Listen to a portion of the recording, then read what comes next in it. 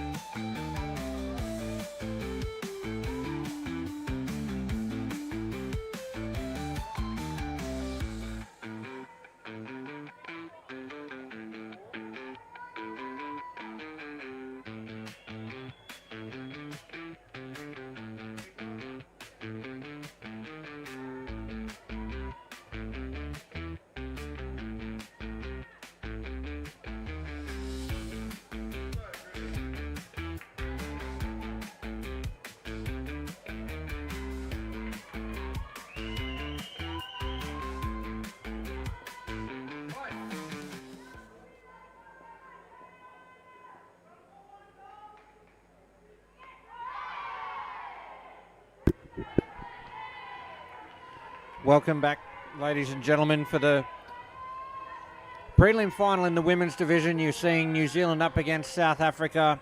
You can see New Zealand are batting first at the crease. Gemma Krebs and Michaela Mason-Jones. That was second ball. Gemma Krebs gets away for two. That brings on Michaela Mason-Jones for her 50th cap for New Zealand. So congratulations to Mason-Jones. That's an excellent milestone. I'm Cameron Walter. It's great to be with you for this sudden death prelim final. On the line is a spot in tomorrow's grand final against Australia.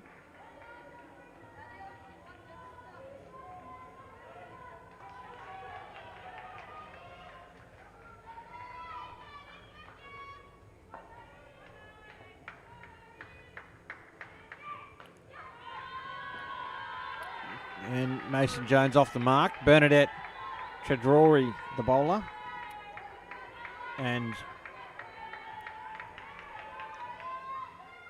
just looks to me like New Zealand, well, it doesn't tell me who won the toss, so it might have been by negotiation.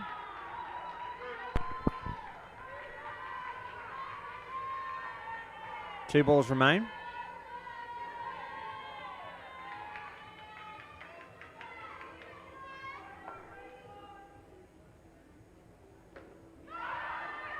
Sent back. Dot ball. It'll be second ball to finish the first over.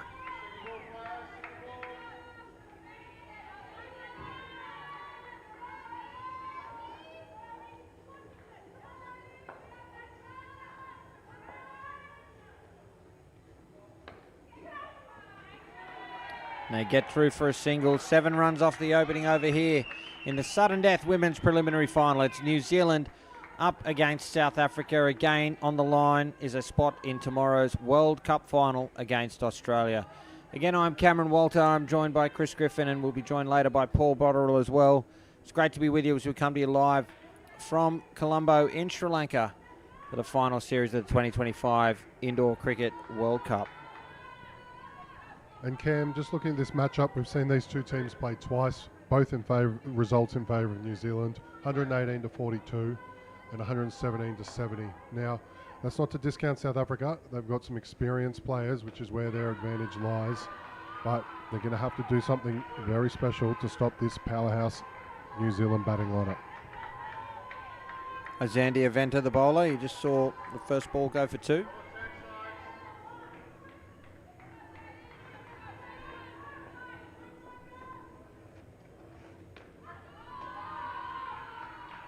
And the second.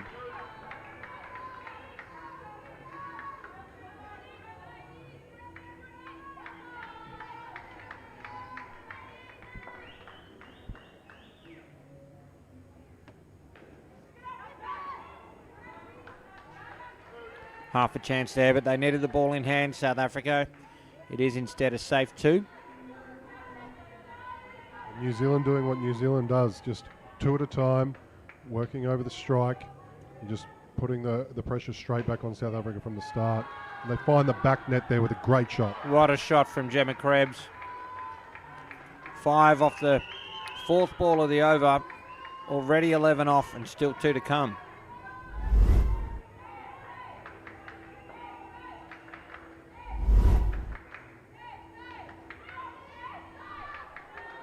There was a chance there, a direct hit would have been out.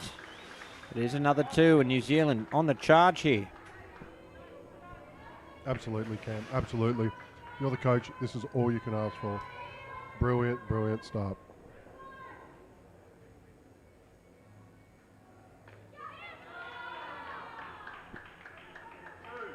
That is such a good over, 15 runs from it.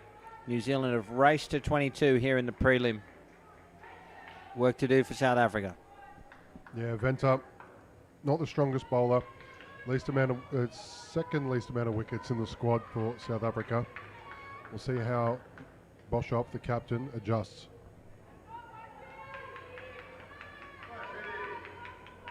And she does so by putting herself on the bowl.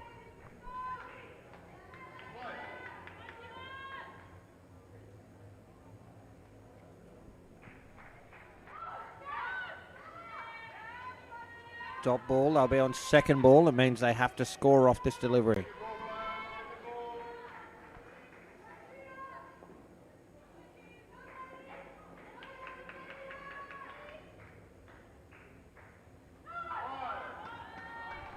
Wide certainly helps.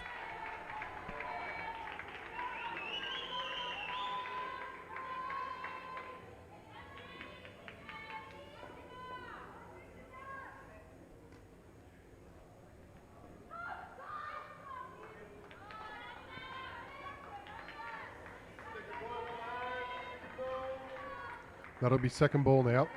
South Africa really haven't got off to a good start. They need a strike and turn momentum with a wicket.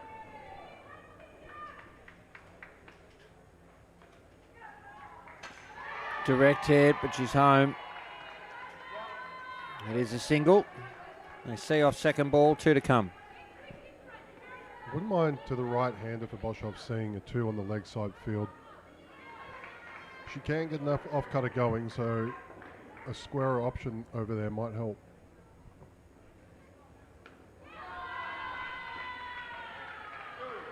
With the outside off, goes for 2 over point. The ball to come here for Boshoff.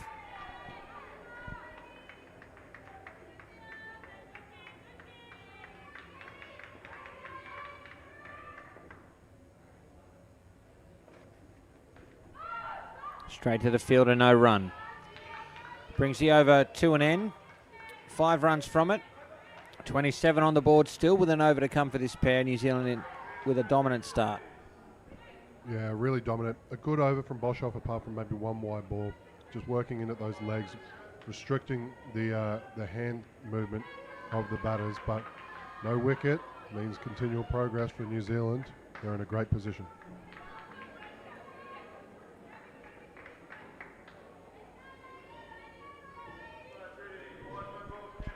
Viwei Sewu to bowl. The final over of the partnership. Pushed through the gap, flat but 2.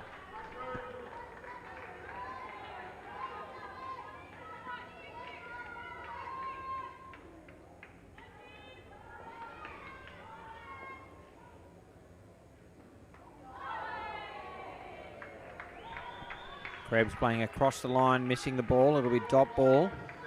And second ball opportunity now for South Africa.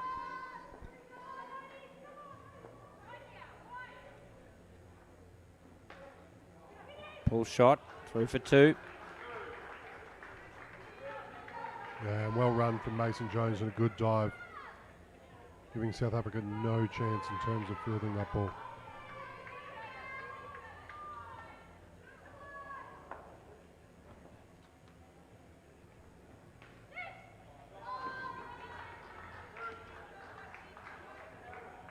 Another 2 to the tally.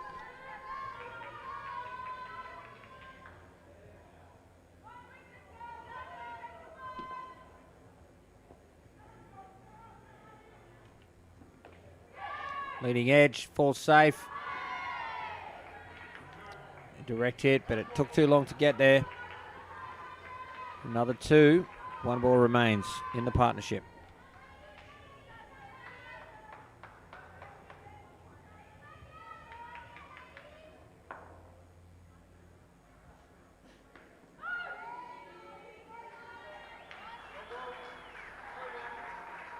Brings the partnership to an end, and what a start it is, Chris Griffin. 35 runs for the first partnership for New Zealand, batting first here in this sudden death prelim final against South Africa.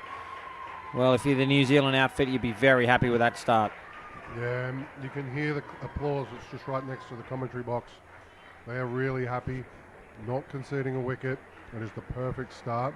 We'll see if this next pair can build on it and bat South Africa out of the game.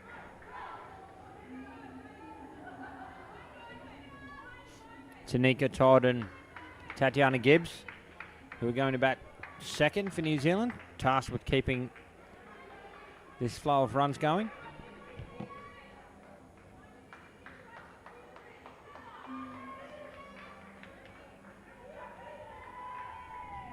Not the strongest batting pair coming in. South Africa might have an opportunity, although all the momentum sits with New Zealand. Peter Stiles, she's quite a determined cricketer. She's at the back, but it'll be Charmaine Briett. She'll get us underway.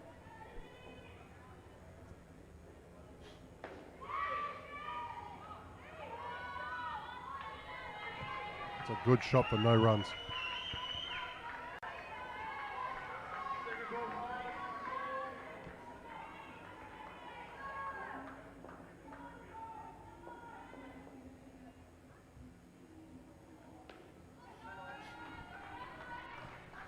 See off second ball with some runs through point.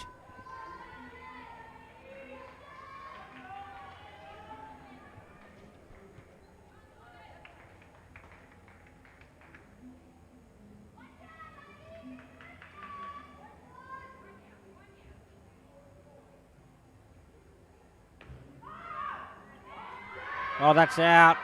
Run out at the top. Gibbs backing up, a tidy piece of fielding.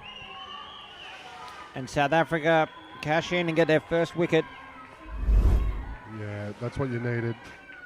It's been long overdue. Just sort of plays it into the 3 line. Good flick. And their hands there. Great play.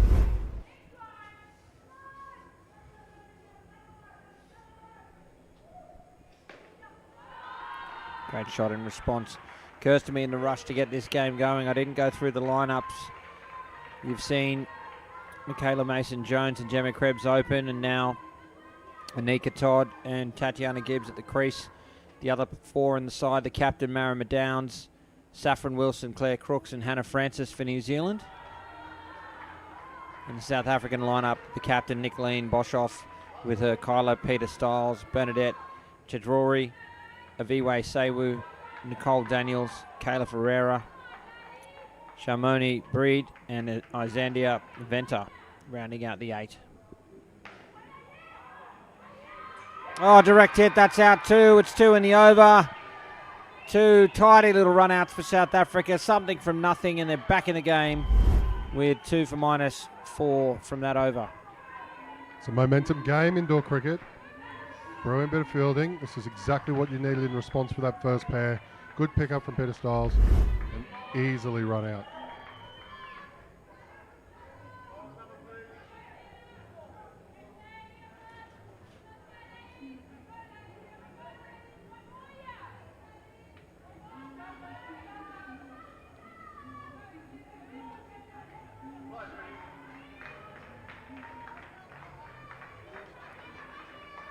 Kayla Ferreira will bowl.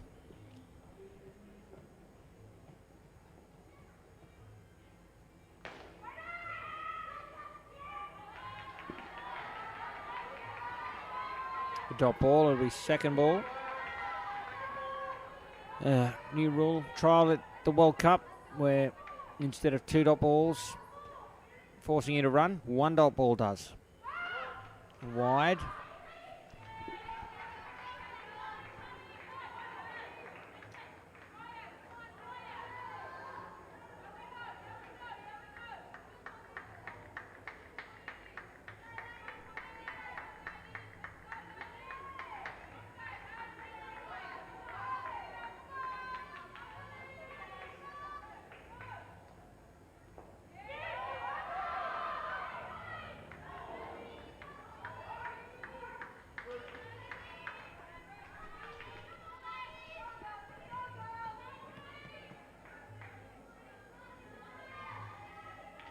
Good shot from Todd, just eases it down into the leg side.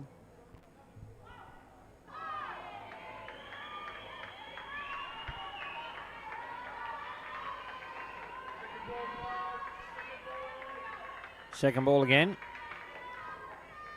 New Zealand need to score from this ball. Backing away. Keeper can't glove it. Would have been out.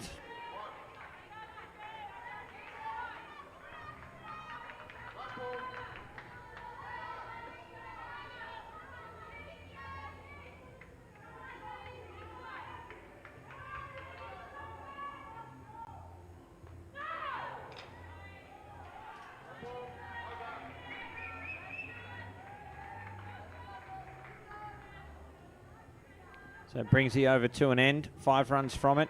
I'll start the next over on second ball.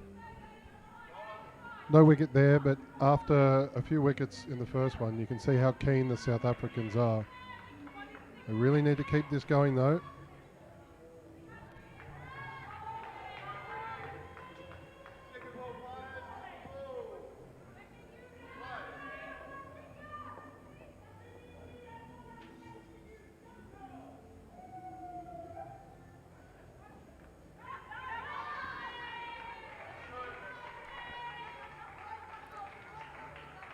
Two runs behind square to see off second ball.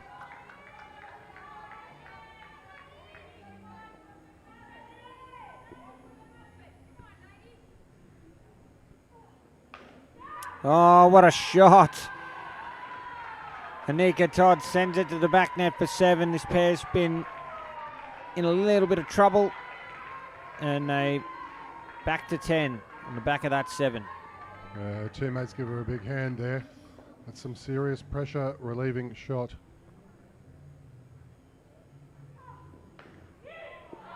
Followed up with a 2 from Tatiana Gibbs.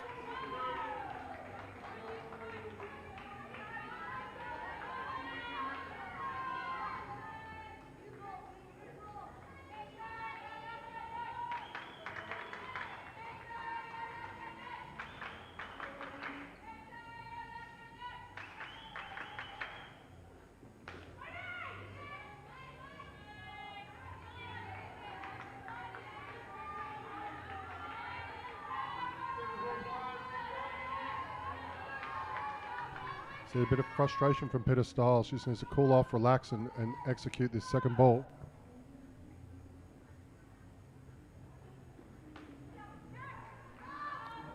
Gave Vanika Todd plenty of width. She cut it for 2. The ball to come.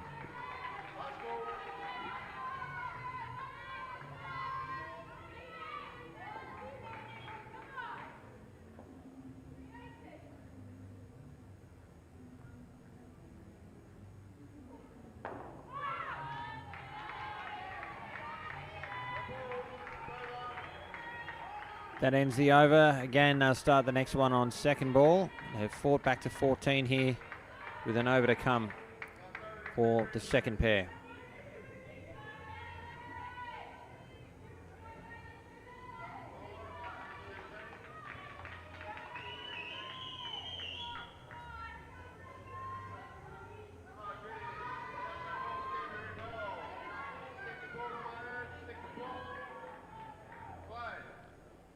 Shamoni Breed to bowl. Straight to hand, should be out. Oh, the flick was high. She took some time to gather. I think New Zealand flirted with reviewing this. They're not going to. Let's have a look.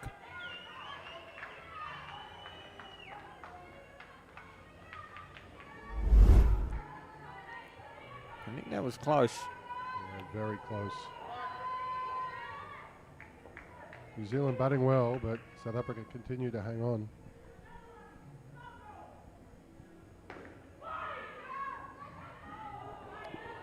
Oh, terrible service there. And the gift.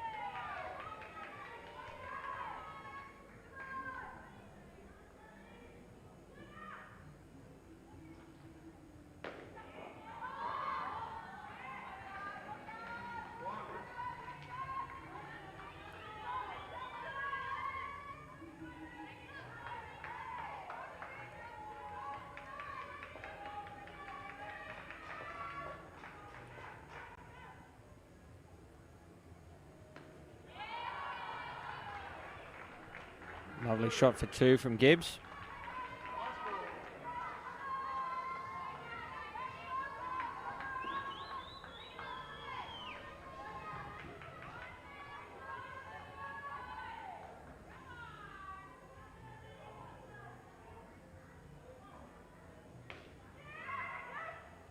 Oh, that was a creative piece of fielding. Doesn't result in a wicket though. No runs off the, 2 runs off the final over for that partnership. They finished on 16. A good battle at the halfway stage here. New Zealand 51 on the board and halfway to an imposing total in this sudden death prelim final. If you've just tuned in, folks, it's Cameron Walter here alongside Chris Griffin and Paul Botterill, who'll be joining us shortly for the women's preliminary final. Sudden death indoor cricket. New Zealand up against South Africa, battling it out for a spot in tomorrow's World Cup final against the defending champions, Australia. Thanks so much for joining us wherever you may be watching from, right here in Sri Lanka and indeed around the world. It's great to be with you as we reach the pointy end of the 2025 Indoor Cricket World Cup. There's another game to come after this one today, the men's preliminary final that will feature New Zealand and Sri Lanka. A great way to finish off day 7 as Nicoline Boshoff gets us back underway with Hannah Francis and Claire Crooks at the crease. It's a welcome back to Paul Botterill. Cheers, Cam. Good to be back. So I've missed a little bit of the start of the game. Nice to see New Zealand off to a good start of 35 and a 16. I think this will be again a little bit of a battle of New Zealand's consistency versus South Africa's flair, ability. They'll dominate for short periods of time, and then New Zealand will try and be more consistent. They'll try and just bat really solidly here. South Africa likely to take more risks. They'll score more runs, but they'll go out more often, and that'll be the battle of the game, whether New Zealand's consistency can overcome the South African flair.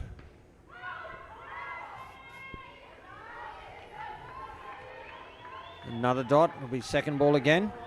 It was a little bit dark and stormy early for the New Zealanders, but the skies have cleared up. They've really put a little bit more pressure for South Africa. They could potentially use some experience and get wickets. Yeah, that second partnership scoring 16 hasn't taken the game away from South Africa. Good start from New Zealand, but South Africa continue to hang around, don't they?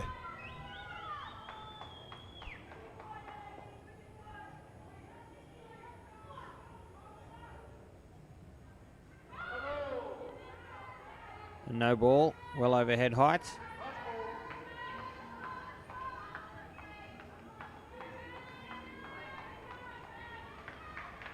Francis and Crooks have had a pretty good tournament. I've seen them play. They look like good players to me.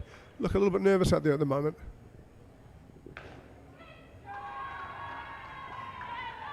That'll help. 4 off the last ball certainly does. 10 runs off the over.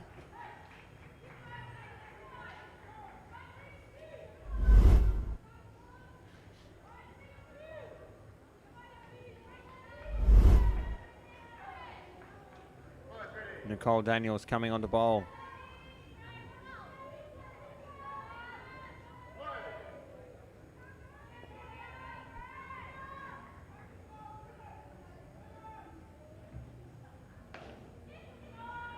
Chance, oh, needed to hit, it would have been out. Sorts of chances South Africa need to take. Yeah, so close again. It might have been a dive in, but certainly should be able to hit from there. Ball only had about a foot to go for a hand to the stumps.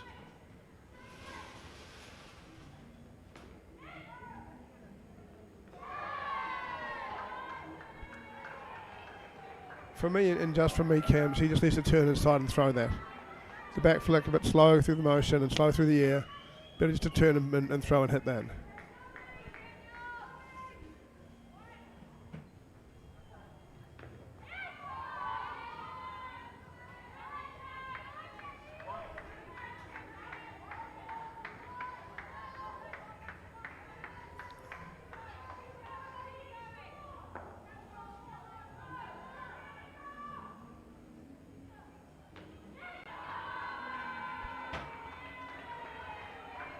Ticking the scoreboard over nicely are Crooks and Francis.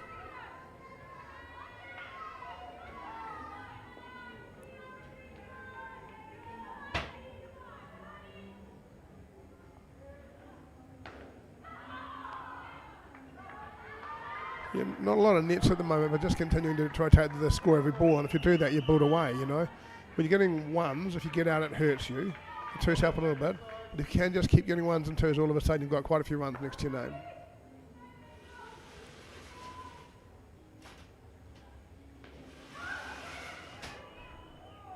Great dive. Put some pressure on the fielder. And what I like about that, in contrast to the previous game, is she avoided the fielder fielding the ball and sacrificed some distance to do it. Yes. And that's what you are supposed to do. That's what you have to do to make the game work, right? If you can just barrel through fielders, the game just doesn't work anymore, right? And that comes down to ensuring that first example of that occurring on the court is recognised, because otherwise there's no standard to be set to, you know what I mean? Yeah. So it's important that the umpires are onto that early to make sure it doesn't happen. That's why I was saying, just warn them, even if there's not much in it, you just warn them to set a standard, as you say, Chris, about this isn't going to work.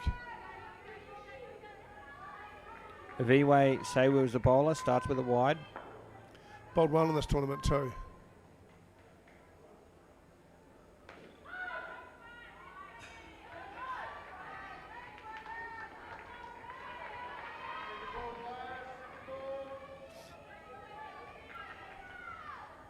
Second ball here. So after that dot ball, New Zealand need to score or they'll lose a wicket. Hit through mid-wicket for 2.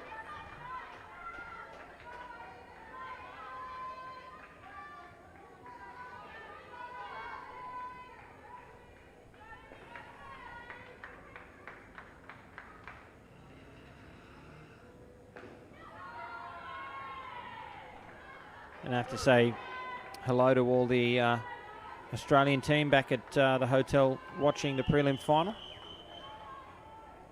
all their spot in tomorrow's World Cup final confirmed.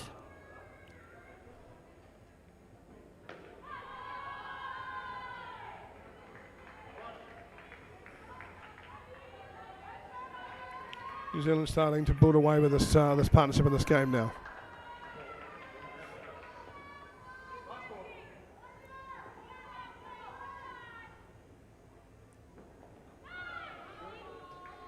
Dot ball to finish the over, 7 runs from it. Important over coming up now, the last over of the partnership. It's been a while since South Africa took a wicket. The game's starting to get taken away from them. What sort of score do we think South Africa can chase, gents? 90. Yeah, I wouldn't give it that much even. It'd be about 85, 80. We've seen it statistically in their performance against New Zealand before, and that's not necessarily against their top 8 as well, but they really need to start taking some wickets.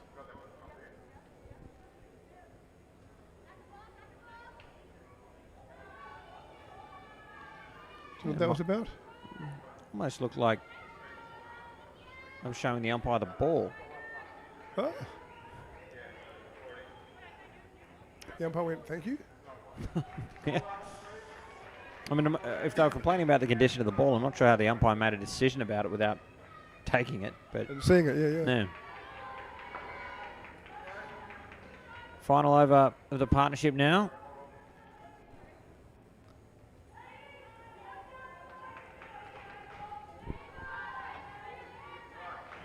Ferreira to bowl.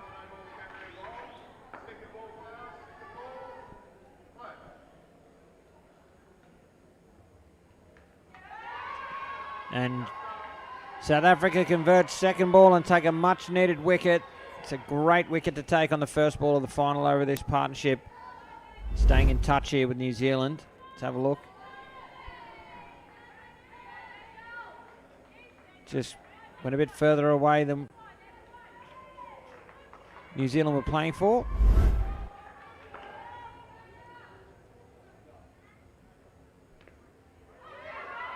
Chance. Keeper can't glove it. And get the return throw going. Another dot ball, another second ball scenario.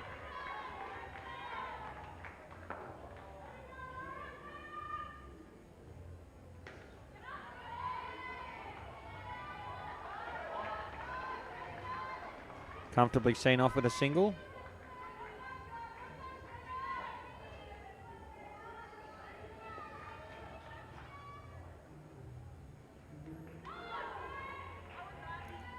Another dot, another second ball. It's probably the only thing I miss about third ball is didn't have to say it every other ball. There you go.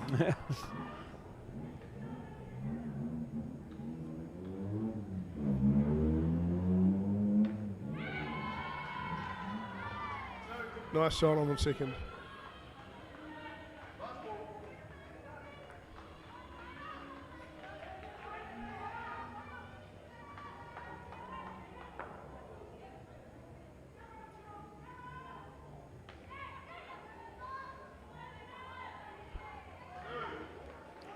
Brings the over to an end and the partnership.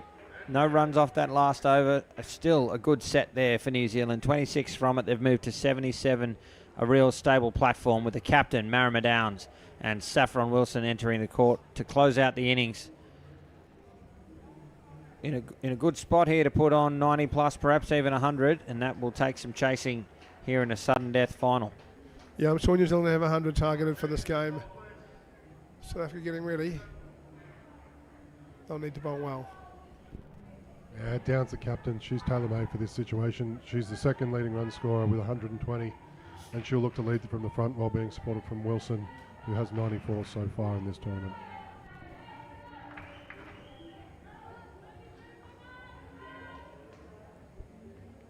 Zandia Venter will get us underway.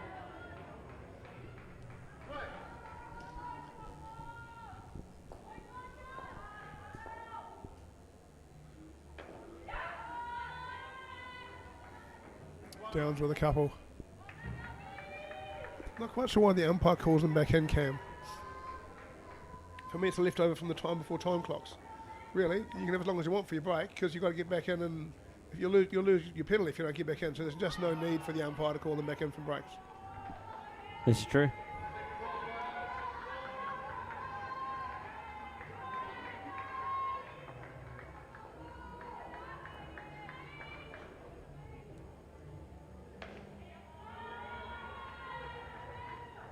Second ball seen off. Wilson off the mark.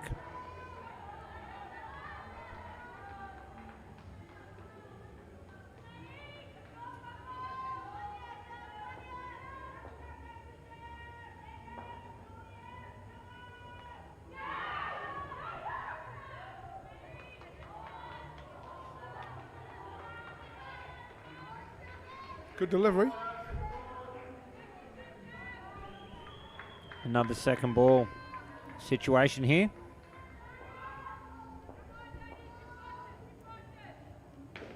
Downs advances. It's on the deck. 3 for 2.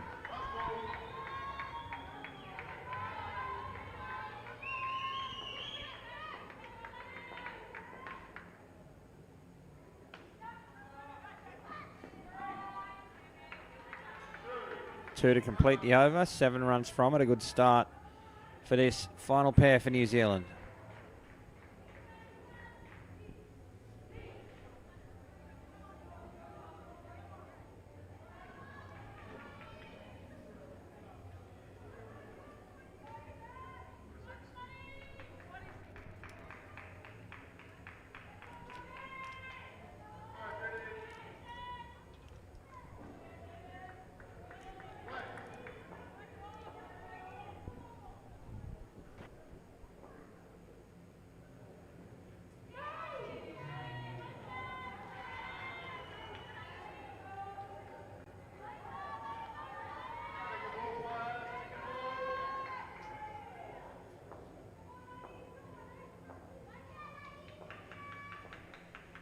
Second ball here, New Zealand must score. Peter Styles the bowler. Wilson advances. Dive gets her home.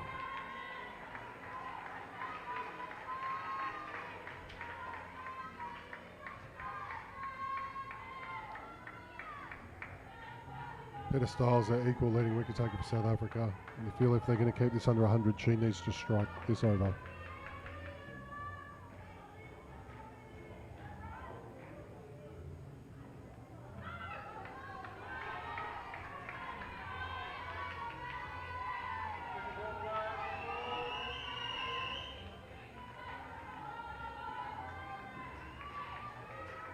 Another second ball.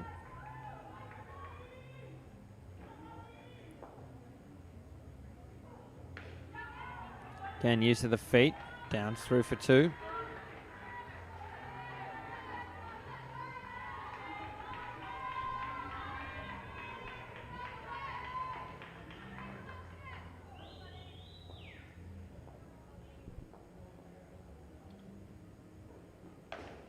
What a shot. Wilson using the feet, giving herself some room. Playing the off drive through to the back for 5. Right along the carpet and in the gap. Yeah, comes forward, just knocks that through the gap with authority. Great shot.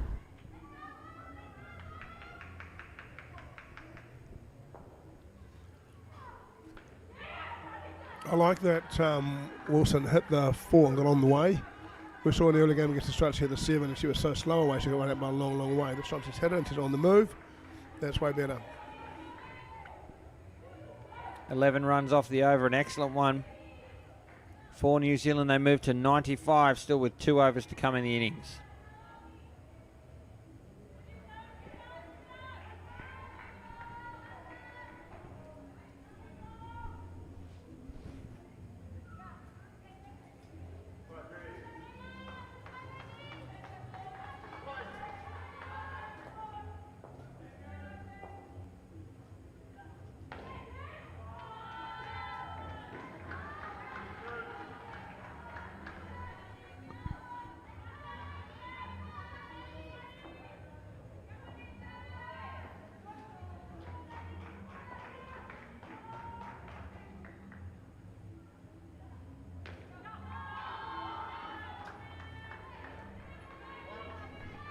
2-1 so far off Daniel's over.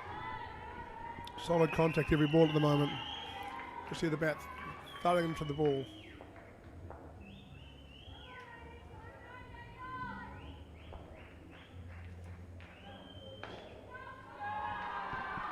Seven. Downs this time, sending it to the back net.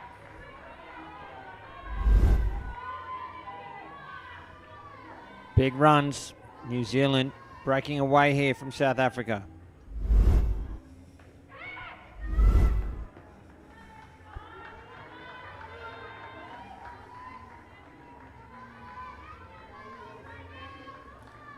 That's the way. Follow every 7 with a really solid 2.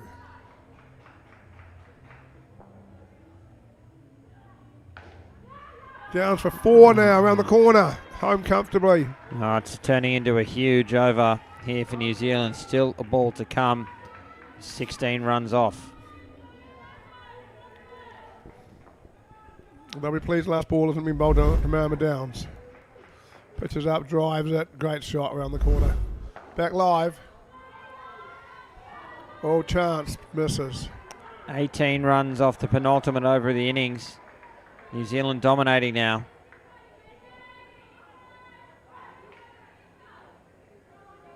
I think conservatively New Zealand will be looking for 120, maybe 130. South Africa we're looking for a wicket in this partnership just to hold things up.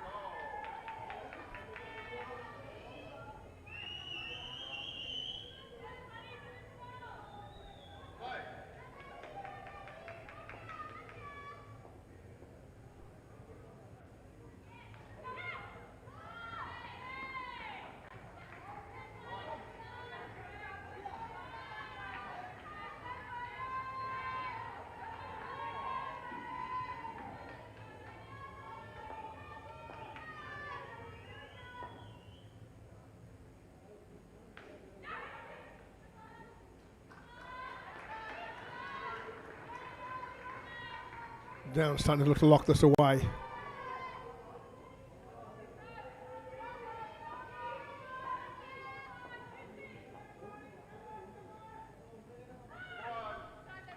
Left alone. They'll have that re-bowled.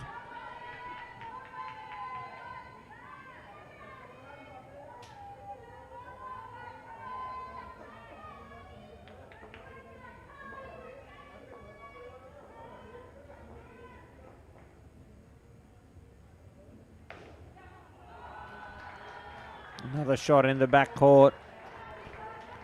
4 runs to Wilson. This is getting huge now. Still 3 balls to come. 122 on the board.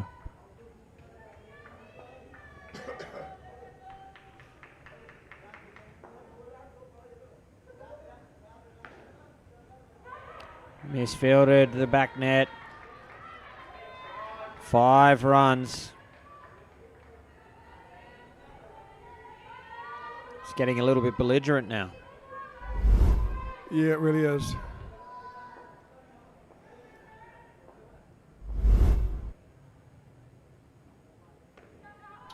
Beautifully played. Yeah, well weighted, played from the crease, gave herself some room, played the down up 2. It's played the back court when it's there to play, plays the side when it's there to play, a ball to come.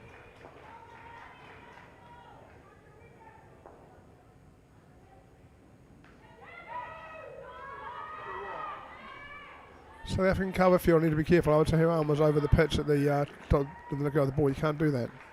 Brings the innings to an end. 129 on the board for New Zealand. That is absolutely incredible. Punctuated by a final over partnership between Marama Downs and Saffron Wilson of 52 runs. Incredible performance from New Zealand. And this, ladies and gentlemen, is going to take some chasing. Thanks so much for your company. You're watching the final series of the 2025 Indoor Cricket World Cup. I'm Cameron Walter, with me, Paul Botterill and Chris Griffin. We've just seen New Zealand bat first here against South Africa and put on 129 runs. It's a sudden death prelim final. South Africa will need 130 to keep their tournament alive. For the winner, a spot awaits in tomorrow's World Cup final against Australia. And for the other side, well, the tournament comes to an end. 129 on the board as we take in some highlights. Paul Botterill, your thoughts? Oh, just then I thought New Zealand were very powerful, that they really did bat. The selection was really good. They ran very well. They called very well. They'll be really pleased with it. The Peps, I think they were too pleased in the last couple of performances. So it's been a nice fill-up for them. They hit it to the right place. They called well. They came in at the end and just dominated because they built such a good foundation. Saffron and Marama, 50, that's a great partnership. So, yeah, I think lots to like for New Zealand. Chris? Yeah, look, for South Africa, they've got to get together. There's no one to blame for that bit of a finish to the end. They've got to really push through, get back on the saddle, and just try and break down these targets bit by bit. Don't lose wickets early. Try and make sure your running's nice and clean. Use all the experience that they have in their favour. I know there's some sore bodies out there, but this is their opportunity and they've got to seize it. I think for New Zealand as well, they'll be really conscious that in the last couple of games they've bowled a lot of balls outside off stump that have just been smashed over the offside by both South Africa and Australia. And if they're going to be competitive tomorrow, they've got to bowl straighter. So I think they'll be looking to just really focus on bowling really straight for the next 16 overs and hoping that works out well enough for them to win the game.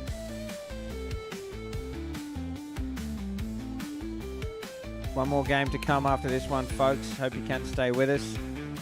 8:45 p.m. local time. It'll probably be a little later than that, maybe 10 minutes or so. The preliminary final in the men's division, that'll be in New Zealand as well, up against Sri Lanka, the home side. So it'll be an interesting finish to the day here with a vocal home crowd. And on the line will be a spot in the World Cup final tomorrow. The finals themselves kick off from 9 a.m. local time with the under-22 women's, followed by the under-22 men at 11 a.m. The women's grand final, the World Cup final at 1 p.m. and the men are at 3 p.m.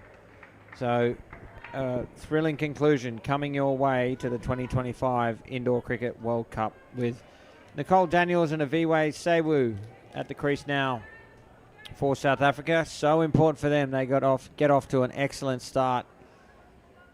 Cannot afford to lose too many wickets, if any. And Anika Todd is going to bowl first for New Zealand. Everybody getting set. 129 on the board for New Zealand. South Africa will need 130 to keep their tournament alive and book a spot in a World Cup final.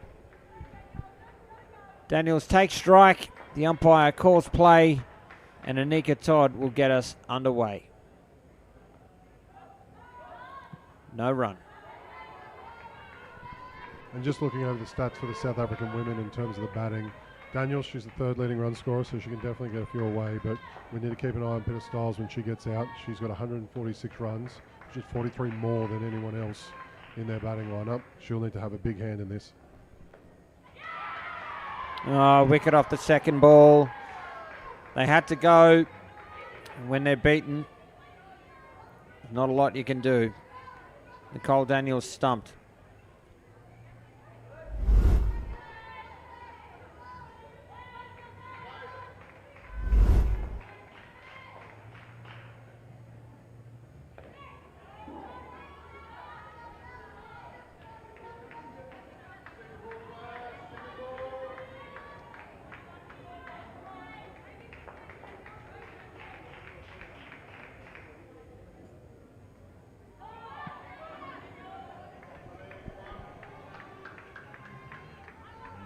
See off second ball with a single, and 2 balls remain in the over.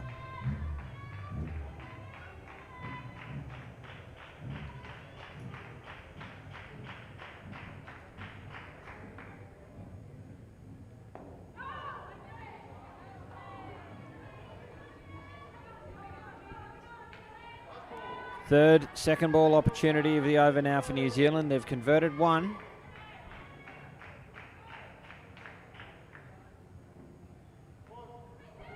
Should have converted 2. They should have. Instead, South Africa get through for a single. 1 for -3 off the over. New Zealand on top early here in the run chase.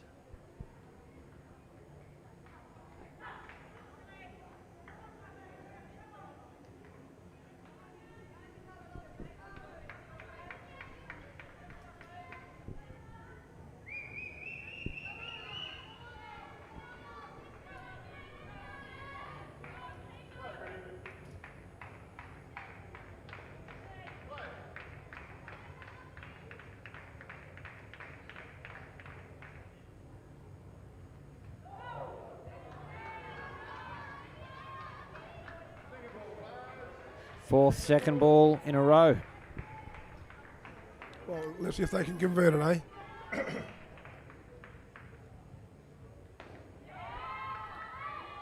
It's a great shot there from Sewu. Excellent three. They'll need more of that, South Africa.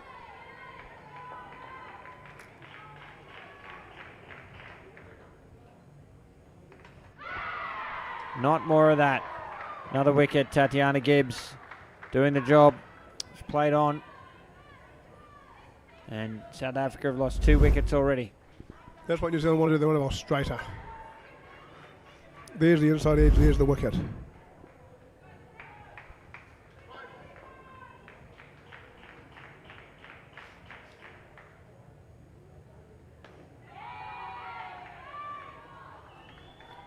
No surprise, Cam, the New Zealand outdoor game between New Zealand and Australia.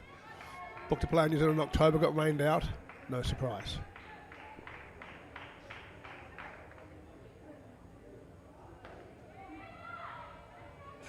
Oh, direct hit. I think they were safe though. Yeah, I think you're right. No interest in a review.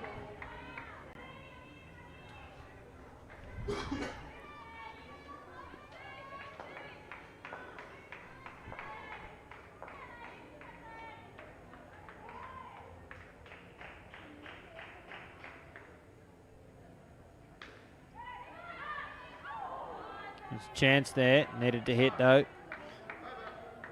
Brings the over to an end. 2 runs from it with that wicket. South Africa remain in the negatives, and that 129 looks pretty far away right about now. Yeah, it certainly does. Gibbs moves to the top of the wicket charts there with a 16th wicket of the tournament, but heading into this match, Gibbs is tied with Downs, Crooks, Francis and Mason Jones, all with 15 wickets each. So there's a lot of options to take a lot of wickets still to come. Teamwork makes the dream work. Mason Jones with a 50th cap for New Zealand tonight.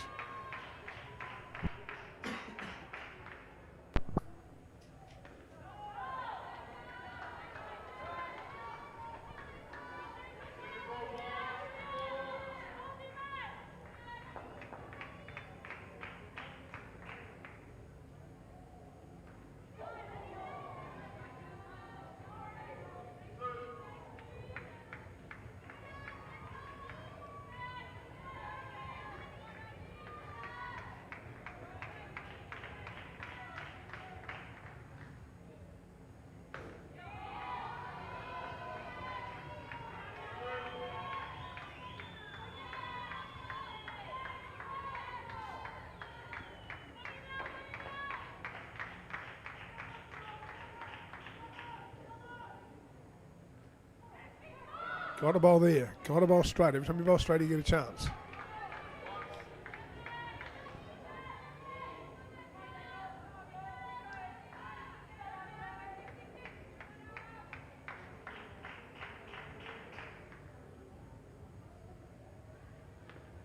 Well bowled, Mason Jones, in your 50th. That's 2 goodies in a row.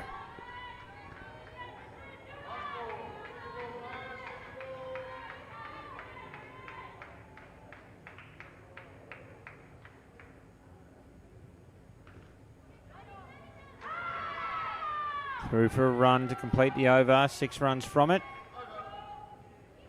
Needed to hit.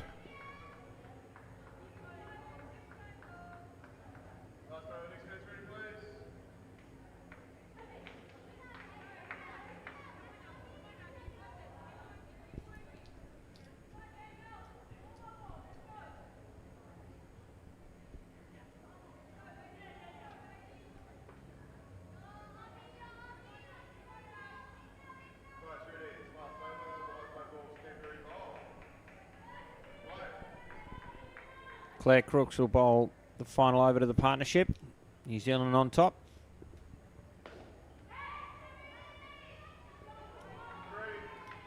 Spills into the side net for 3 runs.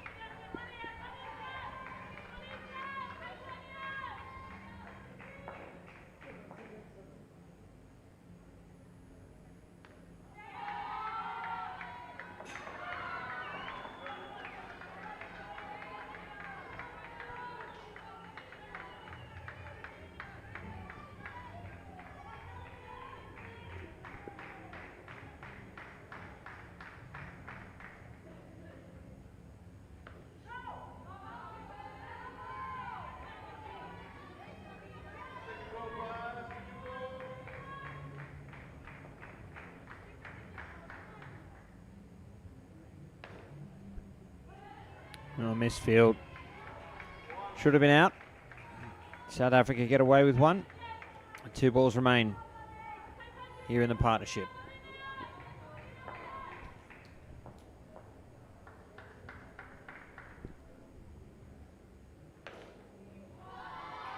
Driven on the edge of the V to the back net for 4.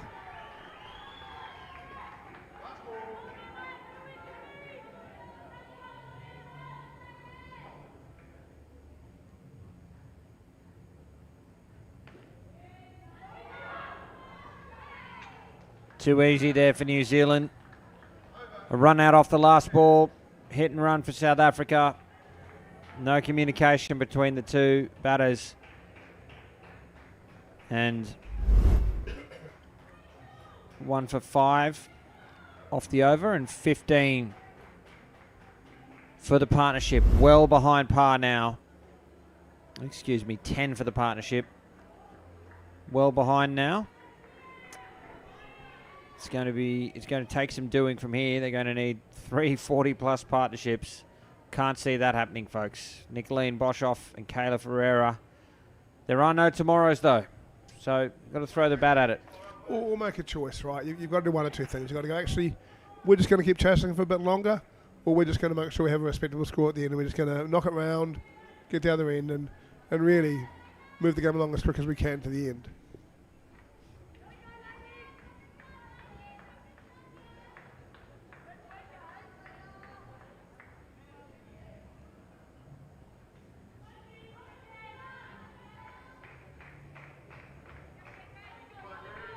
Gemma Krebs will bowl the first over to this pair.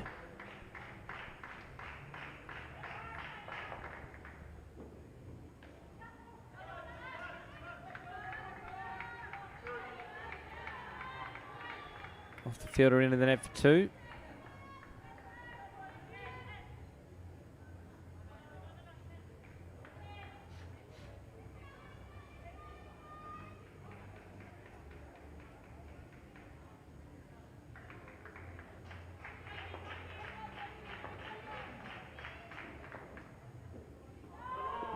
That'll be a no ball. Not sure that came out of the hand as intended.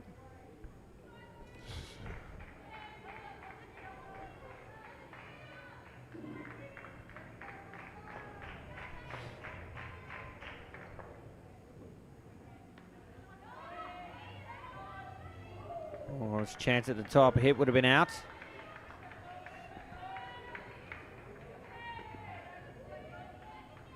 Solid start so far from Ferreira and Boshoff.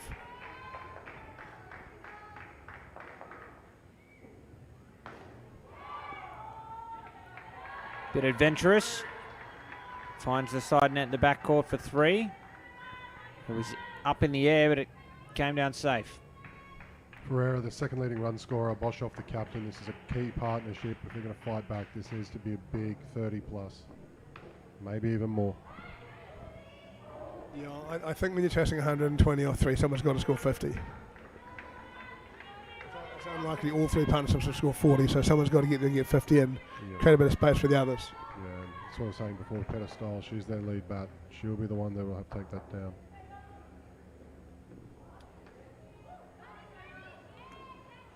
So it was a fair delivery because I believe she left her crease.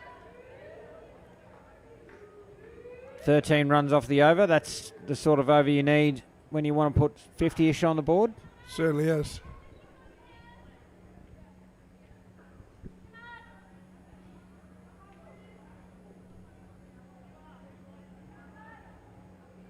The reward for that over is to face Marama Downs. Not express quick, but bowls good shape, bowls good areas. She's going to come and see if she can stop this partnership cold. The New Zealand captain.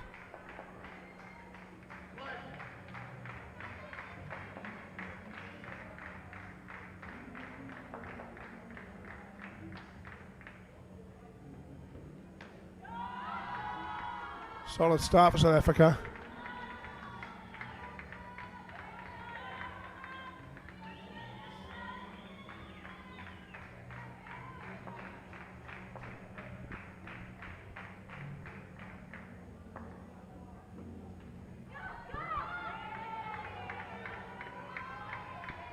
Better. New Zealand just looks so much better bowling straighter.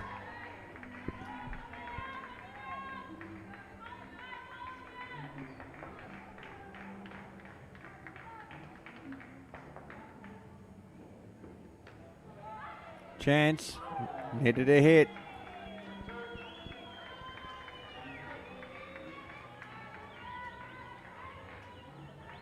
The scoreboard seems to have frozen again. The score is 28 with 3 balls remaining in the 6th. This will be out. It is.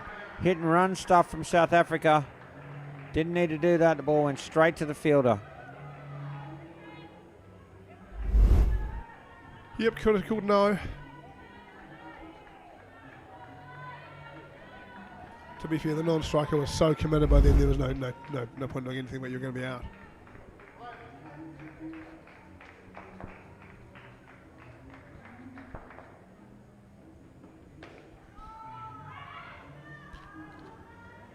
A single and a ball to come now in the 6th. Again, our apologies. The scoreboard lagging behind. It happens when the internet network that it's on decides to pack it in.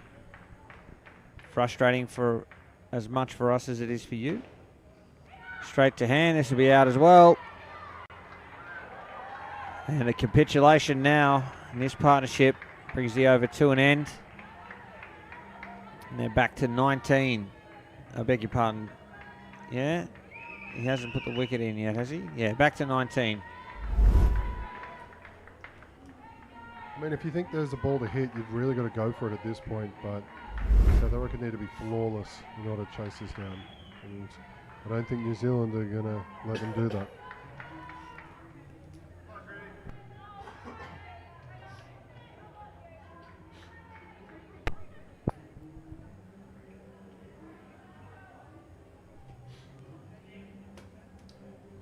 No, I think really now it's New Zealand, just a matter of New Zealand practicing.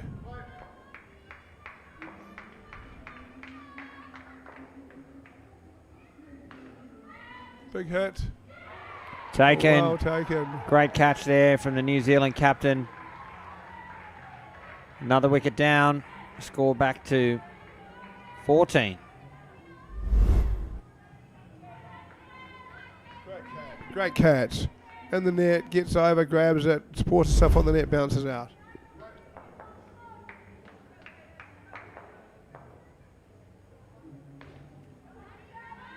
Say New Zealand, for them, this starts to become practice. The obviously other consideration is that they get through this fit, uninjured, so they can play. Oh. That hurts, and that's why you need to avoid the fielder. He's in a bit of pain here. There's nothing about it. She needs to avoid the field and all the rest, but let's get some people out there to help her. Yeah. Let's get them out there in a hurry. Yeah, New Zealand are going up first. Good on her. South Africa's sending somebody, but I don't see any physio kit with their person. Let's get some people out there and help them. Let's have a look at the replay. Fielding the ball. I think to her credit, she was trying to avoid her. She just picked the wrong way to go. Yeah, she's trying to go inside, and the ball's pulled her inside as well, right? Yeah. Absolutely nothing wrong with what Tatiana Gibbs was doing, fielding the ball. It's just an unfortunate collision, and it looks like a painful one. This is part also of having, this isn't a criticism, but these are slightly narrow courts, and that puts players a bit closer to each other. Yeah. The scoreboard has caught up, thanks to Cameron from the Scored app for getting up there to fix the network. So that is accurate now, 22, having completed the 7th over.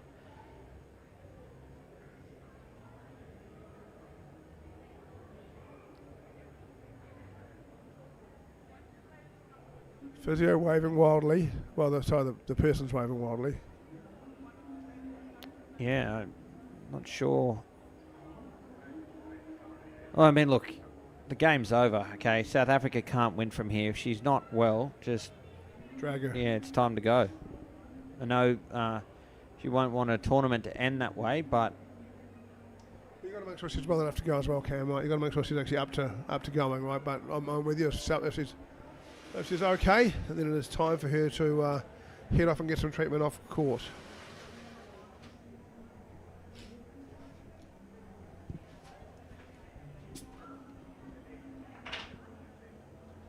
it's like she's getting to her feet, which is great to see.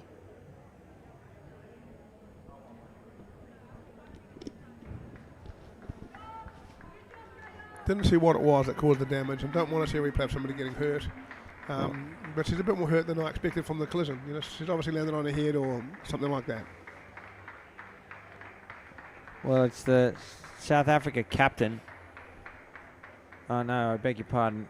It's not the South African captain. It's Kayla Ferreira who's injured, and she is leaving the court. Batter out there already, whether New Zealand picked her or whether they just let Sewu. Whether they let them pick the South Africa pick their own player, whether they picked her, I'm not sure.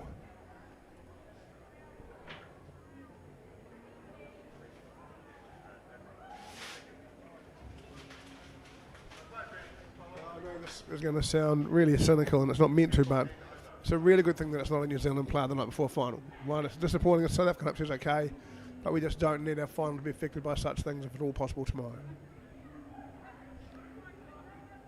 Well, I mean, it's just a sign that what can happen with a completely innocuous ball. So, yeah, that is a risk there for South Africa, for New Zealand, rather. So, Sewu has come in as a replacement.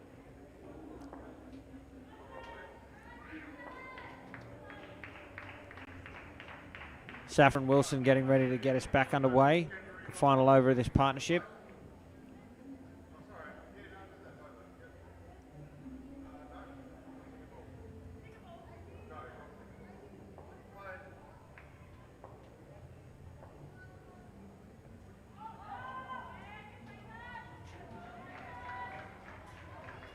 Dot ball to start. It will be second ball.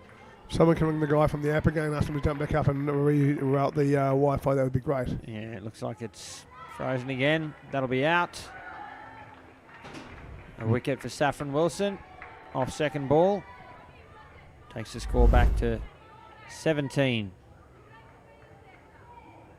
I talked about the strength of the New Zealand bowlers. There has very rarely been a loose ball that they've put in. Everything on the mark, everyone under pressure, and it's a good step as they look towards going to a final to the Australians. Tony Watkins, New Zealand manager, on his way in with the team sheet. I'm sure, like all managers, had it double checked.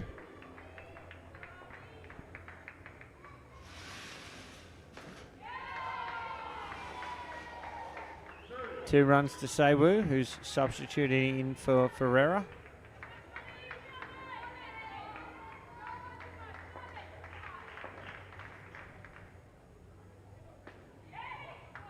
Drag a little short. Oh, that's out. It's out, yeah. Had to play it from back in the crease. Took her a while to get going, and just tidy enough from New Zealand, affecting another run out. This one at the top end. 2 wickets in the over. You see a few players and they're just different, and Marama Down's hands are just so clean. She gets the bowls off quickly. She's got great hands on the back.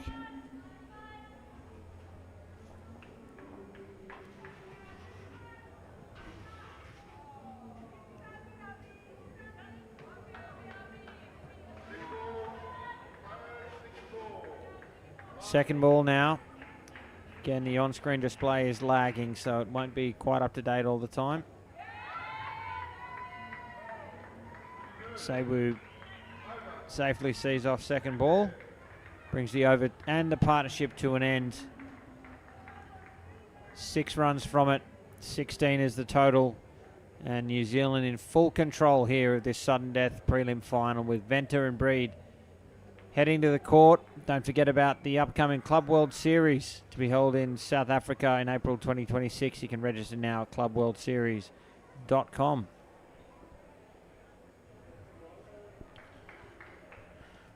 Well, it's been a pretty clinical performance by New Zealand so far. I think we can safely say now that South Africa aren't going to score 130 with it being 114 off 2 partnerships. That is going some. Anika Todd to bowl, and like the rest of the New Zealand players, who'll just be looking to bowl good areas, take a few outs, and enjoy their game together.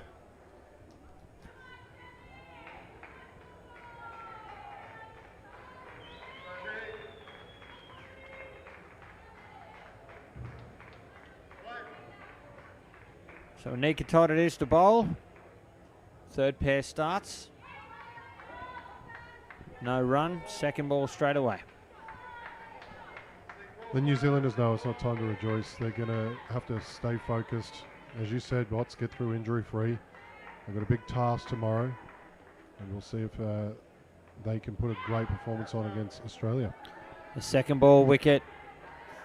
Beating the bat. It's more or less a fait accompli at that point, provided your keeper gloves it.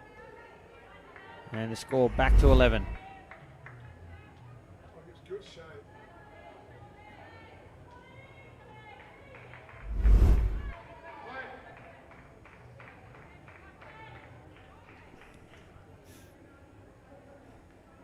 Beaten again. Swings in.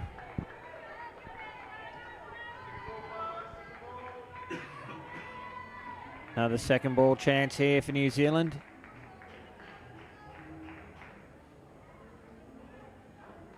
Oh, straight through. Knocks the stumps over. You don't need a second ball out for that. And it's 2 in the over. Todd, not with all the perfect big wicket-taking stats, but she's been a really consistent bowler from New Zealand every time we've seen her on the show court. Outswing. Sorry. And then you've just seen her get the reward for a lot of good efforts this week. That one swung away. Oh, I thought she was an outswing bowler. Oh, again. It's 3 in 4 balls. Turning into an absolute demolition here for New Zealand.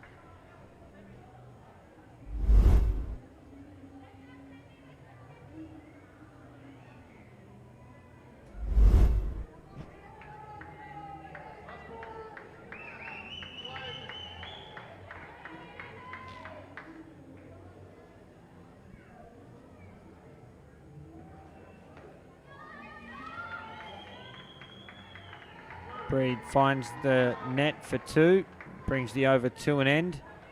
3 for minus 13 from it. Those figures are imposing from Todd, aren't they? 4 for negative 16. Yeah, good game for her, and look, she'll be pleased. Bat in the second partnership, got out a few times, perhaps New Zealand's lowest scoring bat, so coming back and taking some wickets, she'll be looking to make sure her place is super secure for tomorrow.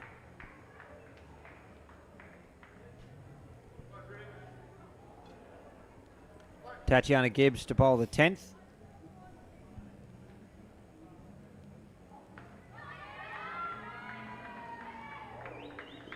Hands.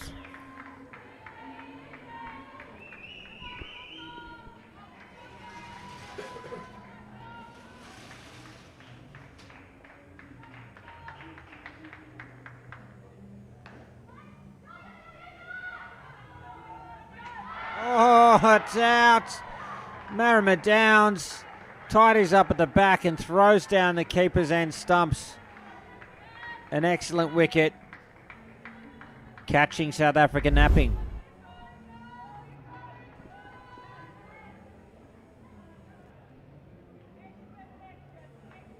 That is just a class play, isn't it? Brilliant, brilliant from the back net.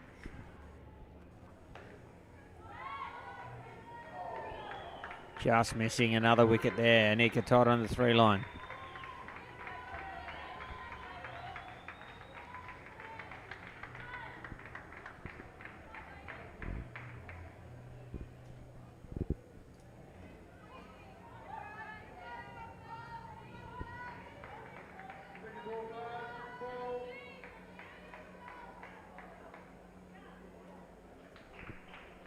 Can see a few Sri Lankan shirts coming into the centre. Could have gone to either end there. South Africa have absolutely given up here. Pity, they've had a good tournament. They want to make sure they finish off better than this.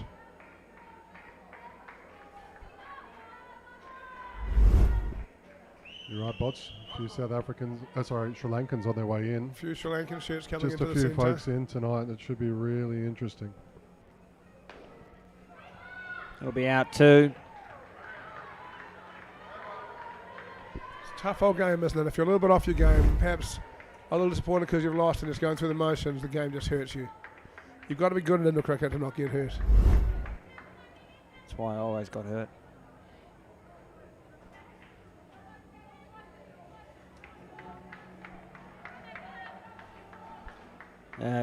Brings another over to an end. It was 3 for -11. Test cap number 50 for Michaela Mason-Jones. She'll bowl her second over now. My assumption is that 50 is across multiple age groups, mind you. Yeah, I think it is. Yeah. I thought so when she was batting. Different countries have different ways of doing things. In New Zealand, count games across different age groups in your caps.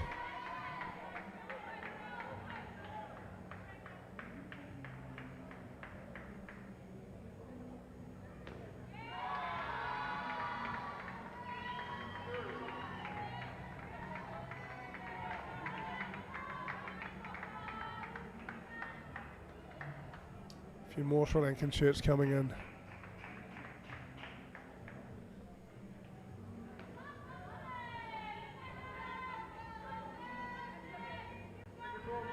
Is that right? Has Venter faced 2 balls? 3 now.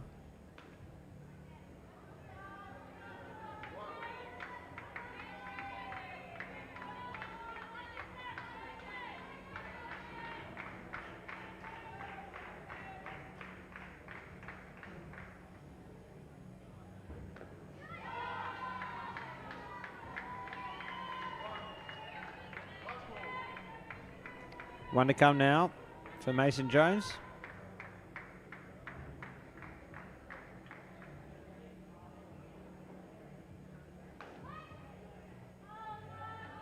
No run. Over comes to an end, none for 4. And 1 over remains in the third partnership.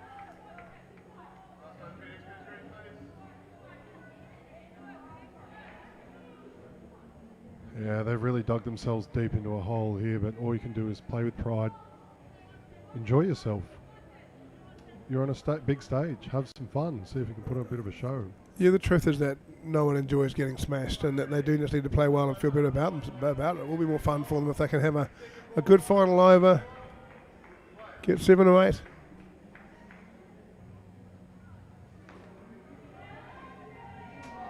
That'll be Crooksy bowls, I think.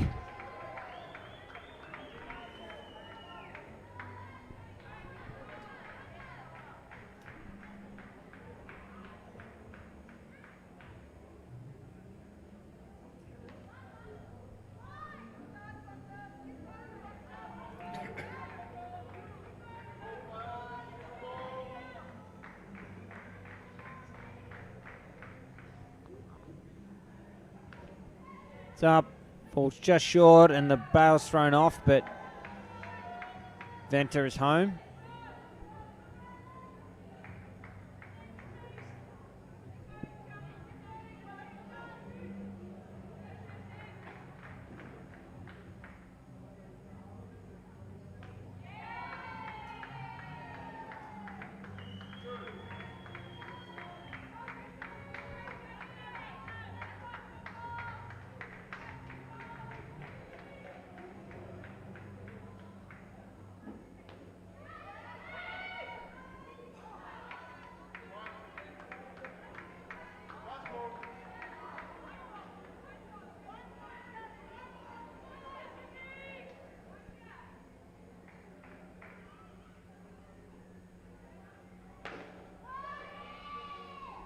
Playing the game, where is Marama Downs? Krebs is on the back.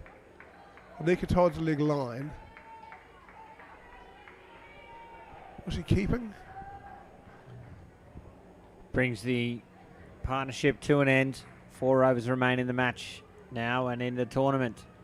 for South Africa. Peter Stiles and Chidori out on the court for South Africa.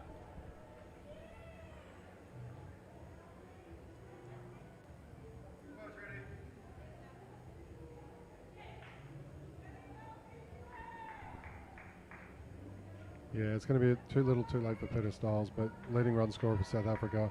Perhaps if they had their time again, they might have let off with her and see if she could do some damage early, take a bit of the pressure off the other batters, but we'll see what you can do.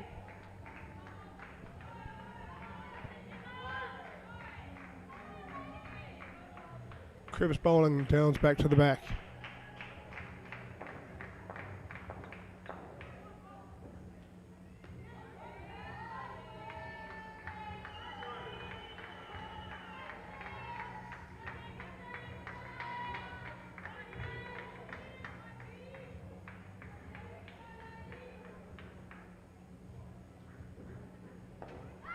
Krebs goes through and another wicket falls.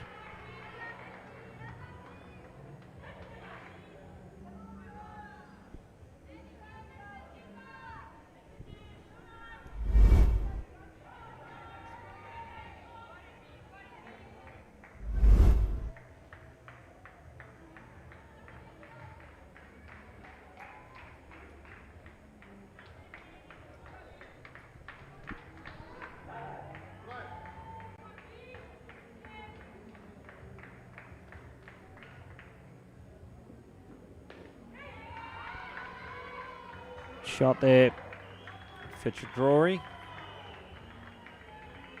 2 runs.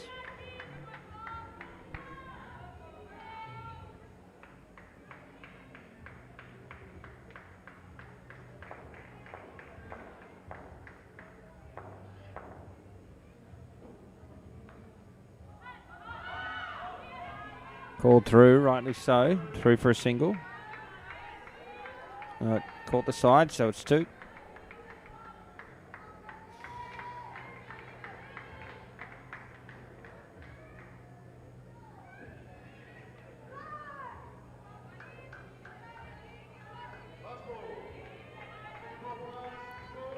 Second ball for the last ball of the over.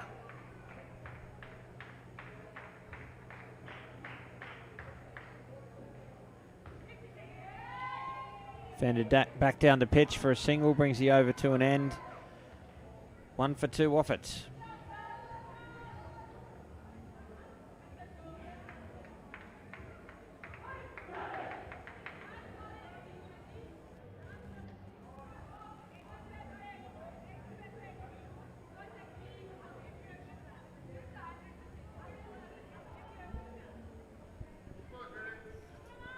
Just one left tonight, Cam, but what a game it's going to be.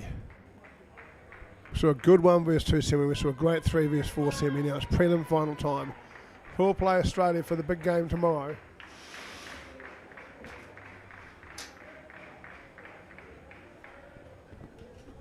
Merriman Downs bowling. Oh. Nearly come off the knee into the stumps. Very close. Dot ball.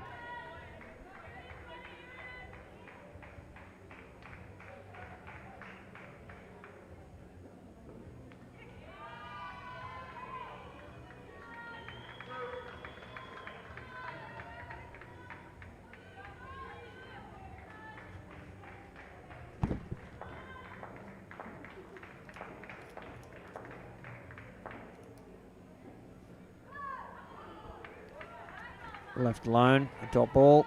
Another second ball scenario now.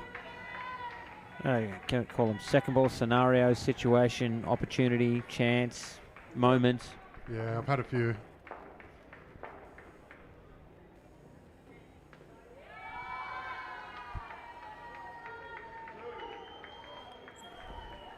Second ball ultimatum. Second ball supremacy. Sounds like a movie series, Yes. a book series. We're going to start a series. I like it. Who's going to play you, Cam? Gee. This has been no one for me since John Candy passed.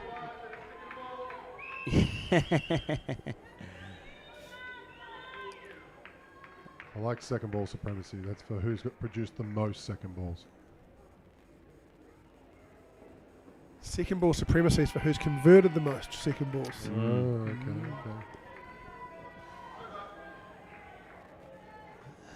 okay. That brings you over to an end. 5 runs from it.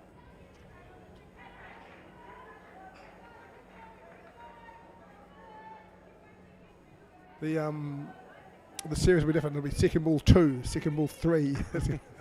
We've got a counter going. Second ball 2.0.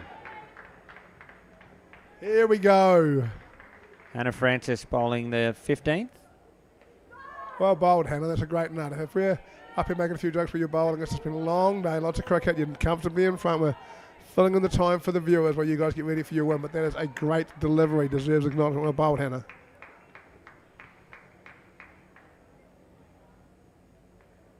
And a go. Oh! Wow. Juggle behind the sticks, and South Africa get away with one.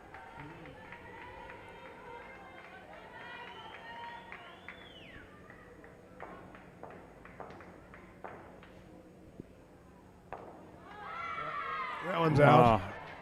A genuine stumping.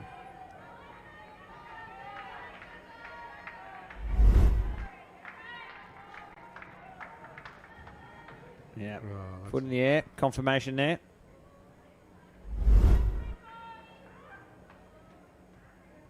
First ball, the prequel.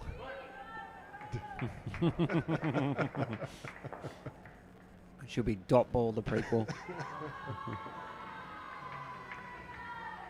You've got to be careful, guys. If we keep talking this sort of stuff, we might turn into a game of bingo with some people.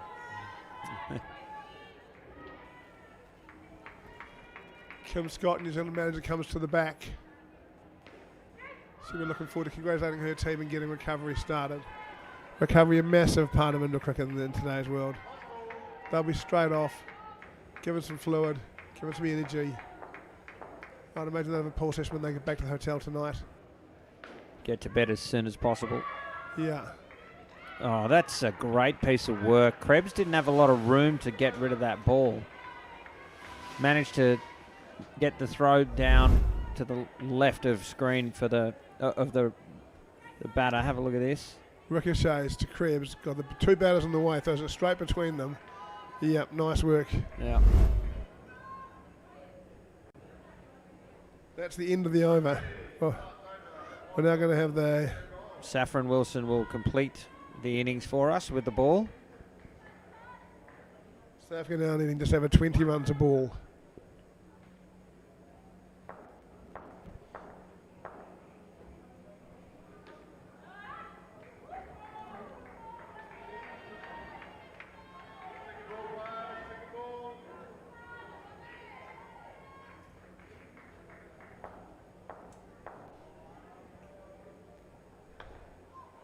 So for the losers, the hotel bar, and for the winners, the pool for recovery. That's about it. Well, that was we were talking about the other day when we were the losers in 2006. We went into the pool for recovery. Yeah.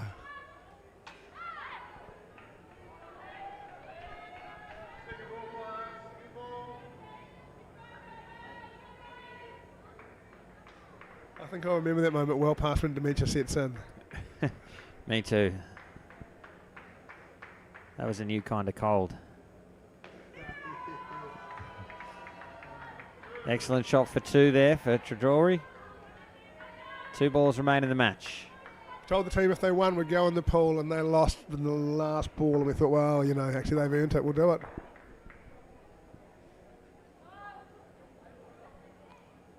Final ball coming up.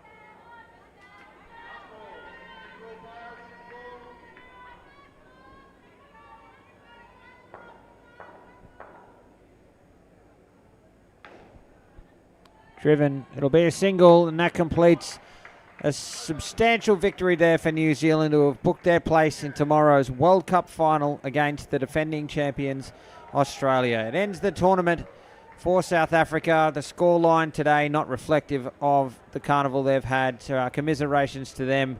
We know we'll see them at future international events. But congratulations to New Zealand. Looking forward to tomorrow's final against Australia. Ladies and gentlemen, one game left to come. More sudden death indoor cricket. The preliminary final in the men's division between New Zealand and Sri Lanka is coming up shortly. We're going to take a short break here and be back with that match soon. Until then, for Paul Botterill, Chris Griffin and the entire broadcast team, I'm Cameron Walter. Thanks for watching.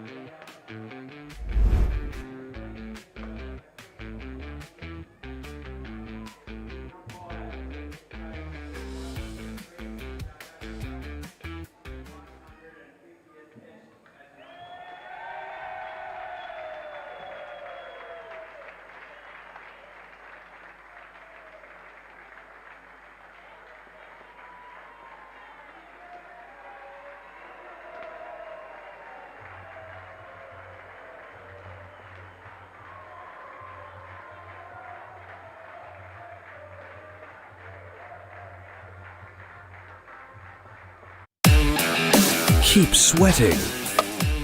Keep pushing the limits. Keep stepping up your game. Keep shining. Keep rising. No matter what your fitness goal is, we are always there by you, with you.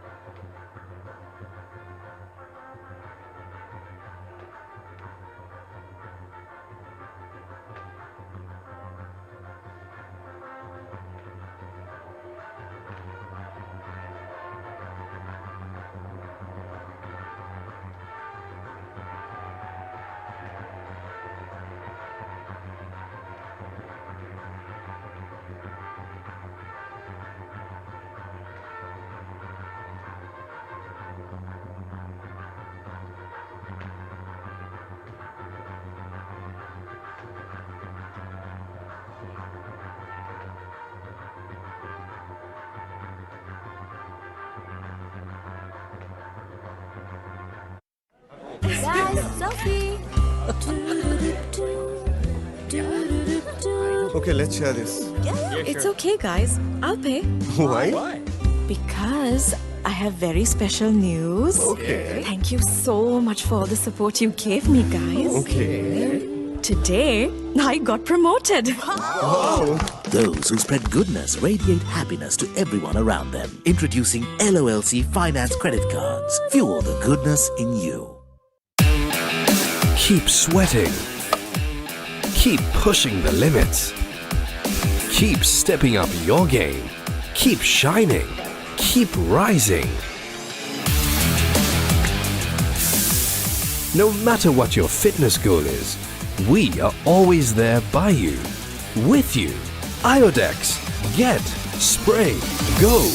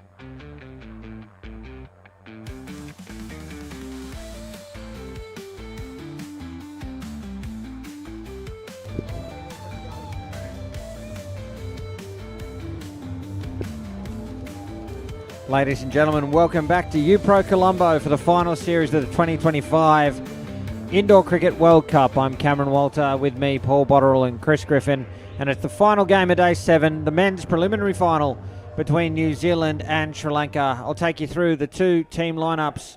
New Zealand are captained by Todd Watson, joining him Mitch Gardner, who comes into the side for Braden Gardner, Dion Joel, Michael Barry, Stacey Hyman, Micah Conroy, Ryan Jackson and Matt Latham. The Sri Lanka side is captained by Kalitha Haparachi, with him Shawan Fonseca, Ramesh Pereira, Isuru Umesh, Dilasara Sasanka, Sapun Ragana Pereira and Chandima Abakun, and Nalin Vamukni comes into the side for Gamage. The umpire for the match, standing in his 150th international, Brett Cree from South Africa. No, I didn't know what that was for. That's a heck of an effort. Well done, Brett Cree.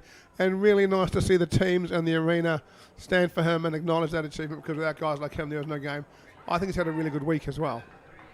So New Zealand up against Sri Lanka. It's sudden death, indoor cricket. Both sides battling it out for a spot in tomorrow's World Cup final against Australia. New Zealand won the toss and will be batting. Dion Joel and Matt Latham are opening.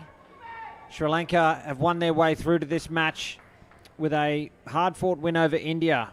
Kept India to a low total, chased it down with time to spare. New Zealand in this match, having suffered a heavy defeat to the world champions. This is their second bite at the cherry.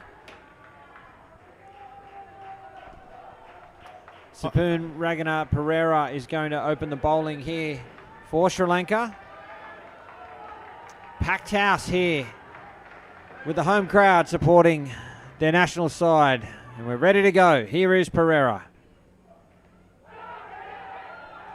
Great start, no run. I remember this game, Cam. There's no question from New Zealand. You lose this and you've had a You get harshly judged at home, and there are consequences if you lose this game. You win this game, everything will be okay. But all the work, all the effort, everything these guys have done in the last 3 years, if they lose this game, it'll be judged poorly. Oh, the first wicket! No, not out. I thought he made it. They've reviewed it instantly. Let's have a look. Boy, it's early to burn a review. It's all I thought he was happening home, but we'll have a look and see, eh? Unfortunately, what I think doesn't really matter.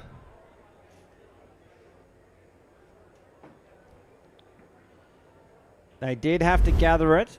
So that bought some time. Let's have a look. Here it comes. Oh. We'll see that slowed down, I think, before we're Yeah, done. absolutely.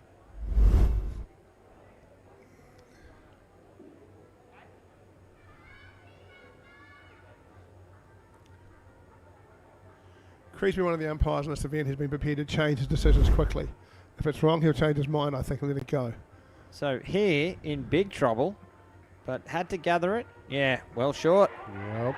Yep, there's That's the early wicket. massive. It's a great review, and Sri Lanka, off the second ball, have affected a wicket. The run out at the keeper's end. Good bit of fielding it was in the front court. And didn't the home crowd appreciate that? Quite subdued compared to the Indian game for mine so far. They appreciate it, but they're quite subdued at this point. Let's see how they go if they get another one.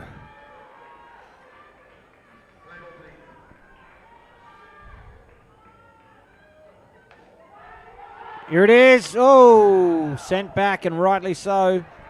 No run. Quick. That is quick. That stumping for Fonseca was his 19th of the tournament. Fonseca is a big key for Sri Lanka if they're going to put in a good performance. 19th stumping. Run out. Run out.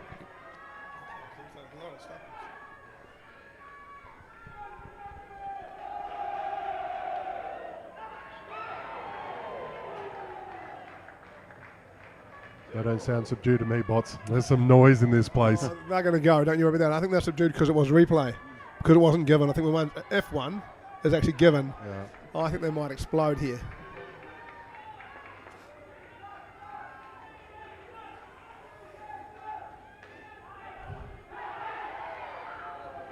It's kept off the net. It's a single. Well, no, a dot rather. They didn't run. Second ball to close the over. Joel and Latham averaging 29.2 as a pair, but against Australia, they brought that average down. Only 12 earlier today. Full and wide. Just a little over pitched. Joel gets it to the net for 2. -1 from the opening over. The preliminary final underway here. Sudden death indoor cricket. Thanks for your company, folks. Right around Sri Lanka and the world. It's the 2025 Indoor Cricket World Cup. So one change for both sides from their last game, right, Cam, from the earlier semi-finals. Mitchin for Braden for New Zealand, brother for brother. For Gary, he'll be watching and listening at home. No doubt, I understand that Braden's just got an elbow issue.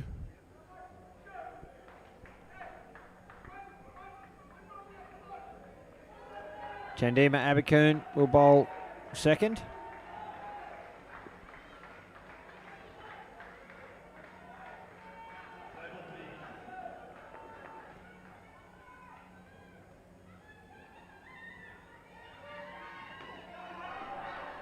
Shot from Joel. So the 3 of the 4 World Cup finals tomorrow, Australia, New Zealand. New Zealand win here, it'll be all 4, just like 2022. And 2017. Sounds good to me. Just thinking 2014? Yeah, same deal. I think all 4 were Australia, New Zealand then as well. Oh, they missed. No, they've got it. No. Yes. I'm not sure what's being signalled. He's pointed out here, then it's up there. It's a run out. It's out. Another wicket down. It was second ball. They had to go. A lot of noise to bat in right now. A lot of noise to call in. Seems to be some confusion. Latham goes back. Joel keeps going. But it's out stumped already. There's no point going back on second ball, is there? You're out. You can't get back.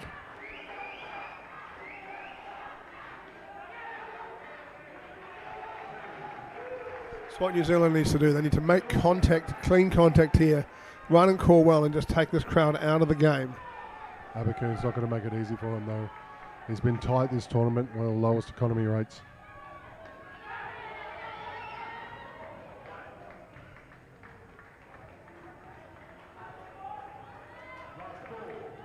One ball remains for Abercoon.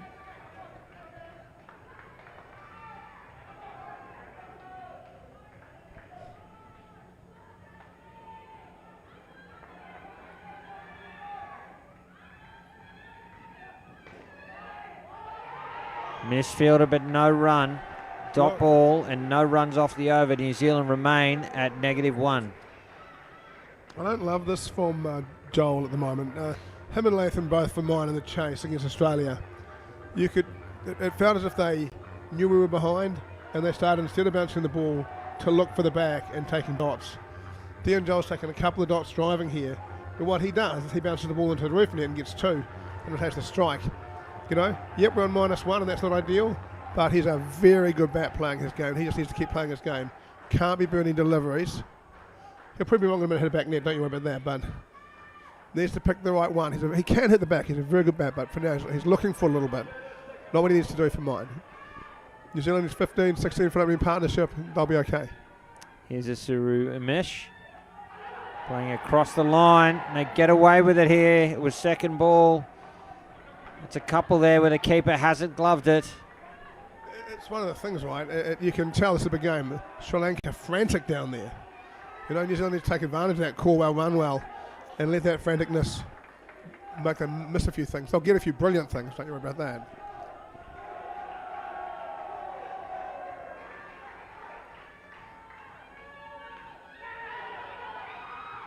The throw was wide. Joel could have been caught doing a little ball watching there. The throw had been on the money. Umesh didn't have a great round stage, but against India, he really stood up with both bat and ball. He's put it, looks a little bit quicker. He's flying. He could be pivotal for Sri Lanka.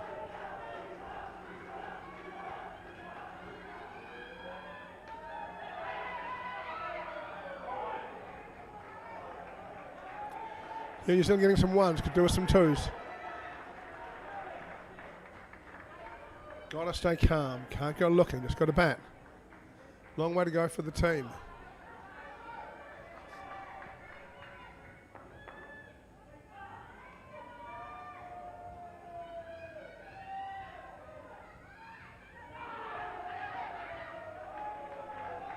Couple of wild throws to the top here. Sri Lanka just need to calm it down a little. Second ball.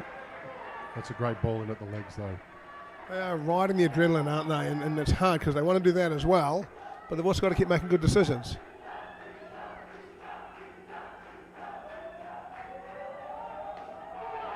Width, and Joel deals with it.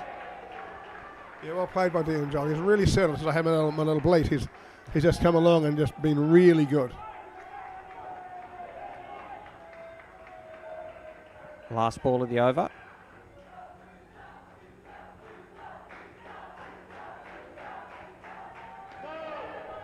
No ball.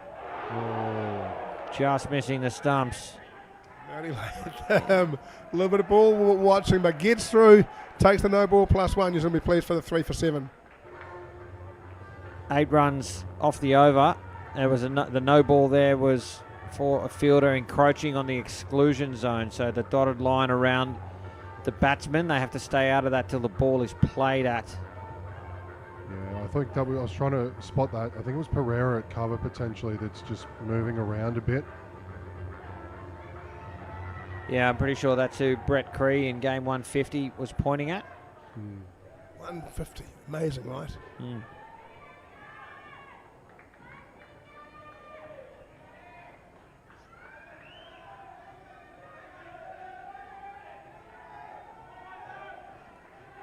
Nalin Vimukthy comes into the side after the minor semi-final. Not a bad way to start. That's a good ball. New Zealand know a little bit about him. They've had some video of him in the Asia Cup final against England last year. They know he's a good bowler. He's a useful bowler. They'll be going after him with the bat, I'd have thought.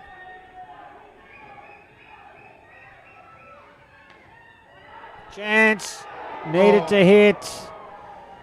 It's been a couple. The radar just not on at the moment.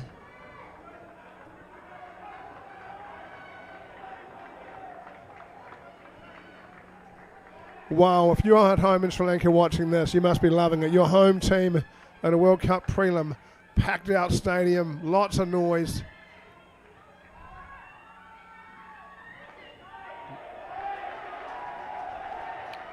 It's going to be second ball now after that change up.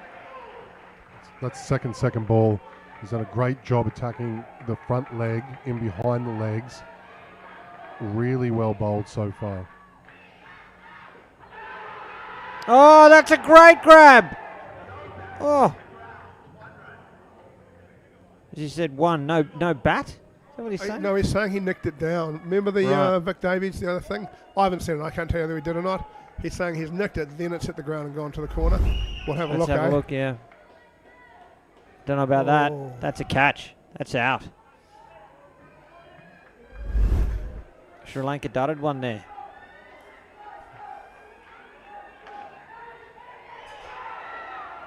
They're going to run. And he's made it. Sri Lanka believe they've got him. They're going to review again. Wow, it is absolutely all happening here. Let's have a look.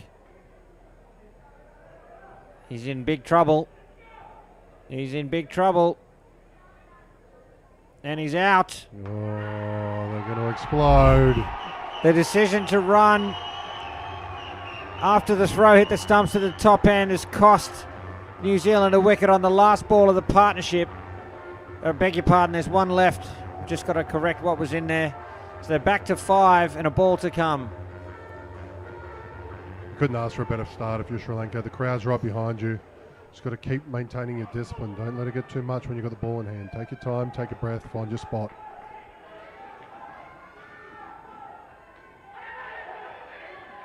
Through for 2, brings a partnership to an end, 7 runs from it. It's all Sri Lanka here on their home turf here in the prelim final at the 2025 Indoor Cricket World Cup.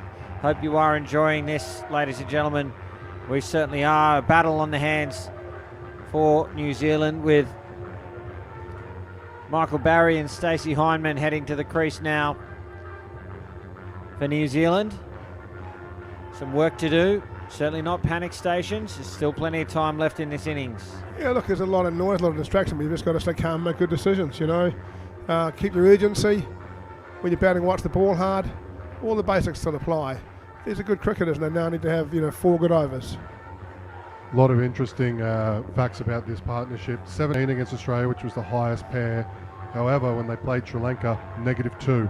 They'll remember that, and they'll know who they bowled to this pair. Let's see how this battle goes. Sapoon Rangana Herrera to bowl.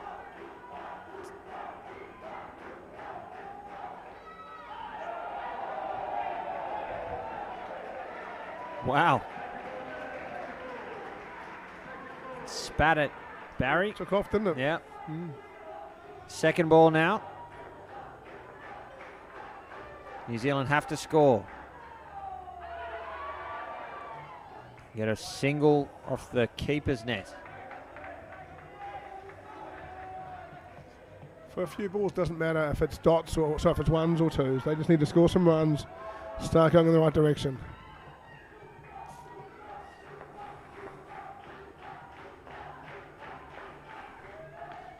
It's up and taken, and another wicket. Oh. Sri Lanka are pumped. The home crowd go wild.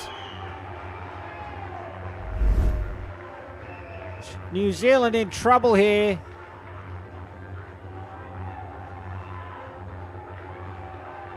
Threw his shot early. So it's not early, yep. Supan chance continue. They're really getting behind their bowler. Wow. It's another dot ball and another second ball opportunity here.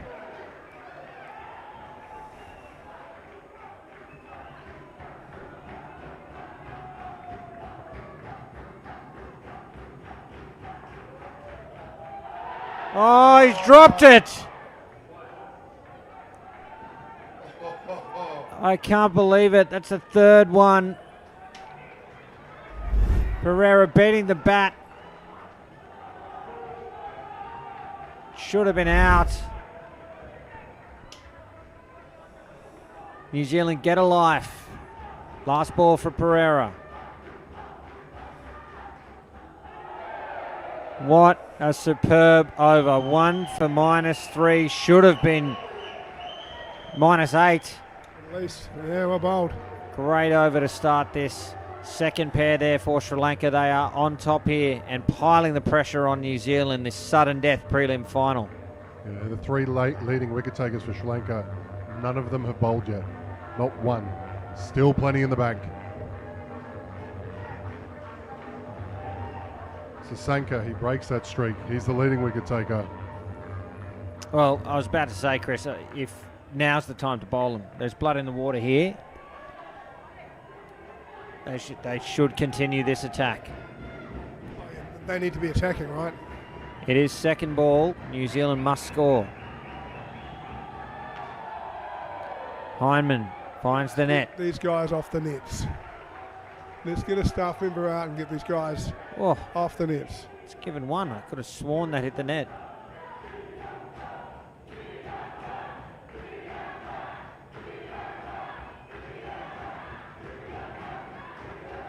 Two on the leg side.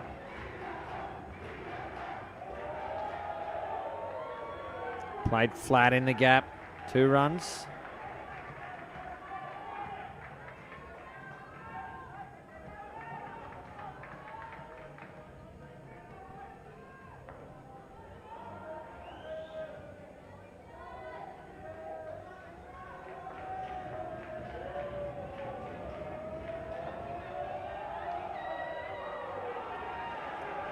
Front court field doing the job, protecting the net. They keep it to a dot. It's another second ball scenario now.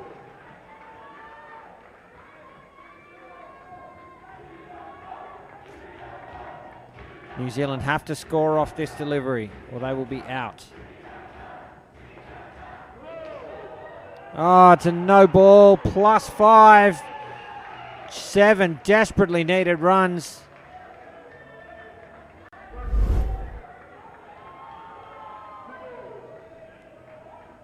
Didn't see what the no ball was for, did you guys? I think it was a line field in the front half. Could be wrong. Certainly wasn't front foot from what I just saw.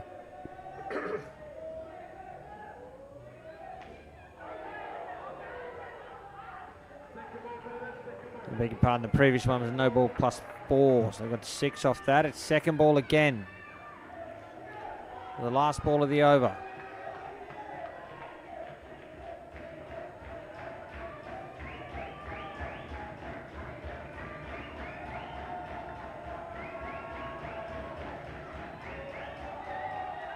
Oh, this time the keeper gloves did a great piece of work and another wicket falls. Sri Lanka just finding a way to take regular wickets here. Have a look at this bit of glove work behind the legs. He's dropped a couple. That is redemption. And Sri Lanka right in this sudden death prelim final.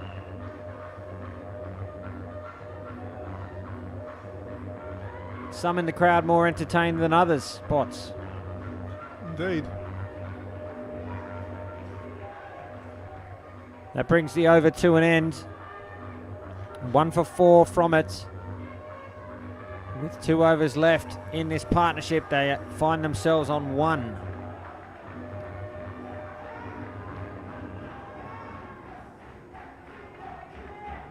It's going to be Rumesh Pereira now. Yeah, they feel the blood in the water. Second leading wicket taker. Oh, It's been a while since we've seen the ball at the middle of the bat. Lots of atmosphere, lots going out. Oh, and it's doing a bit out there. For me, Pereira's the most dangerous bowler they have in this Sri Lanka lineup. Yeah, I We've seen agree. him go through plenty of people this week. oh, hit for 7 in. Oh, he misses the stumps. What a shot from Hindman. Chancing his arm. And 7 huge runs. and just doesn't need a signal to Michael Barrow to say, hey, it just goes sideways and bounces heaps, but I'll just whack it for 7. Yeah. Lucky there's a net there, we'd have no camera left.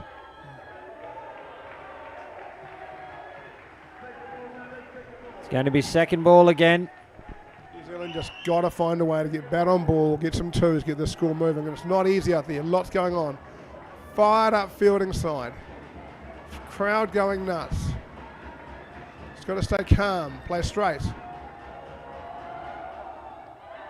Chance, direct hit, it's out! It's a full toss, and it went straight to the 3-line fielder, threw down the sticks.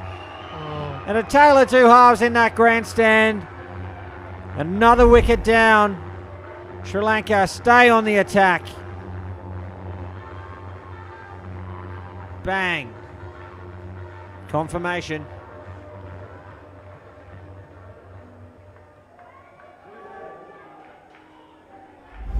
How good is indoor cricket, gentlemen? 2 balls remain. It's in the air and taken! 2 in 2 balls. The 7 is a distant memory, and aren't the Sri Lankans pumped? The home fans are loving it.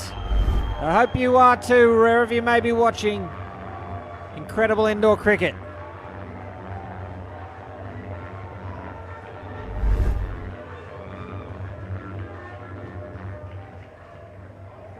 Last ball of the over.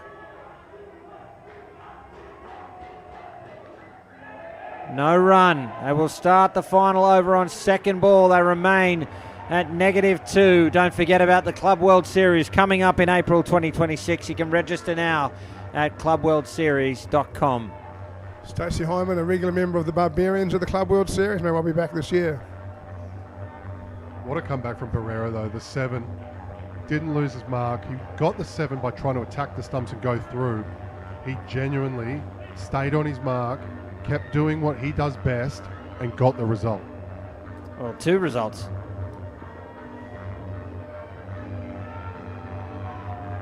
Nalin Vimukthi to bowl the final over to the partnership. They are in trouble.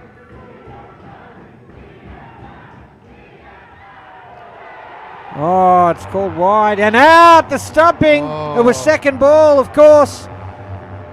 They've done it again, Sri Lanka. If it's wide, it's not a stumping. But it's now because he goes. Yeah, it'll be run out. Oh, Yeah. it's a wicket. You know, call it Charlie for all I care.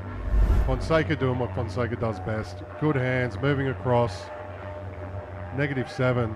Total back to 0.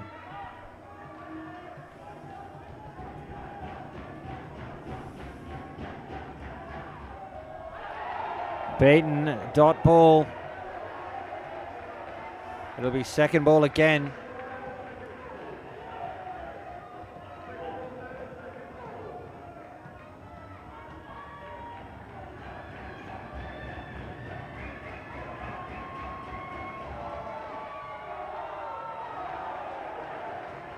Has that found the nets? No, just a single. Desperation there from Sri Lanka. Sticking their task, that's what they're going to do. Find any run they can. That's a great stop.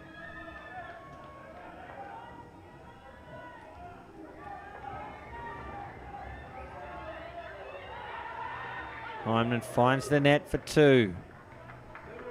Exactly, I think, Chris. New Zealand's just got to get whatever they can get and see if they can defend it from here. It's not going to be 100, so it's just going to be whatever they can get. It's not going to be 80. They've got to get whatever they can. India nearly defended 50? I think it was 45 or something. 45, yeah. So they've just got to stay calm. Bat, and hope for a good partnership next, and see if they can get themselves in position to score 40 or 50, and then see what they can do with it. No ball there still. 2 balls remaining. 1 rebowled.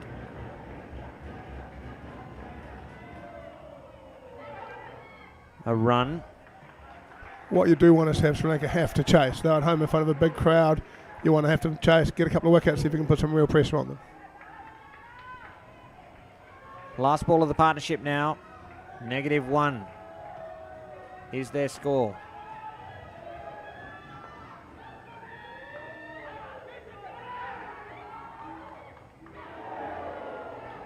They finish on 0 as soon as Sri Lanka secure this ball. So no runs from the second pair of Barry and Hindman. Sri Lanka on top here in the prelim final. If you've just started watching, folks, Sudden death indoor cricket on the line as a spot in tomorrow's World Cup final. It's New Zealand up against Sri Lanka. It's great to be with you. I'm Cameron Walter alongside Paul Botterill and Chris Griffin and Bots. New Zealand in some trouble here. Oh, heck yes, there's some massive trouble here. But again, you know, it's not over till both sides have had a crack. And New Zealand just need to go and score 25-25, give themselves a chance, you know. And they're going to need to do that. They're not going to win this with 30, so they're going to have to go. And these Sri Lankan, this crowd will put these Sri Lankans under immense pressure. So they've just got to score what they can score, get the wickets they can get. Watson and Conroy at the crease. They've got to mount a rescue mission here for New Zealand. And Isiru Umesh will bowl the first over to the pair.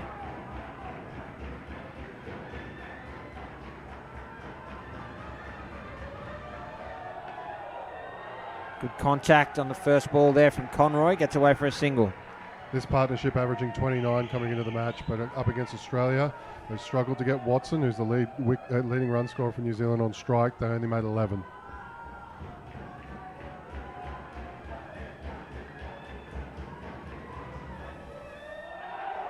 Off the legs, no run. Second ball again. After a dot ball, the batting team has to score or they lose a wicket.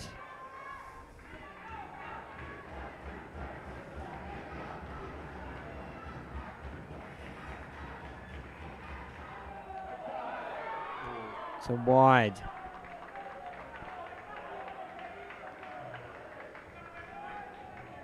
That's a relief, a release of pressure. It was tight, but good call.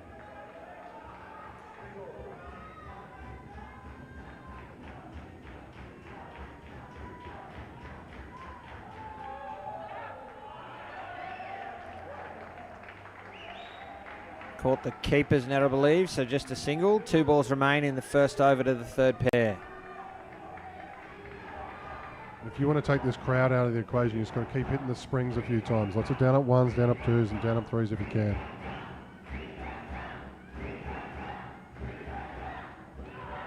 I think it's almost too late to take them out, Chris. New Zealand's so far behind the game that they're going to stay here feeling like Sri Lanka on top for a long, long time. So they've just got to bat. They've got to accept that all the stuff's going on and they've just got to bat and score some runs. Second ball once more. New Zealand will have to score. 2 fielders on the legs now of Conroy in the front court.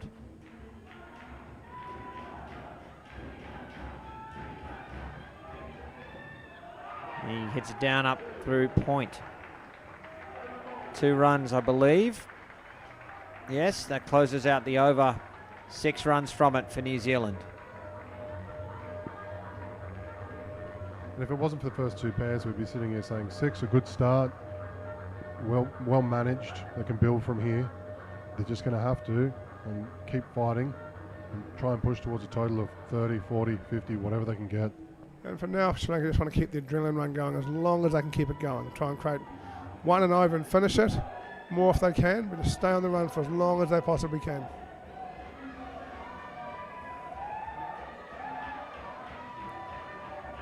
Kalitha Hapurarachi, the Sri Lanka captain. He will bowl the 10th. Something on Todd Watson's mind. Oh gosh, it's just the centre owner with a camera with a light on it.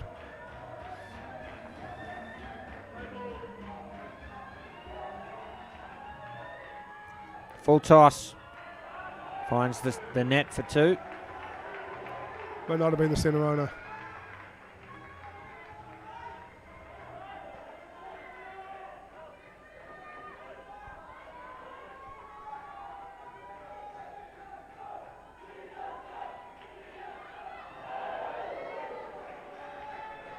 The legs, no run. Another second ball scenario here.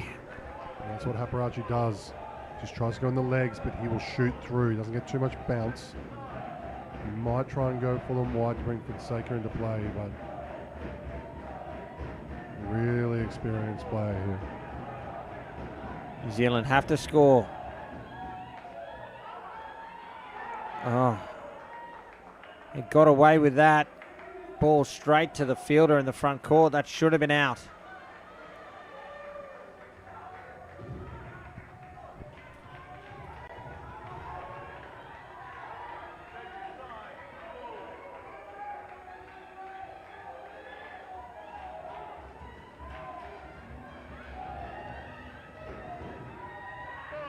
It's a wide. 2 balls remain. New Zealand slowly accumulating here.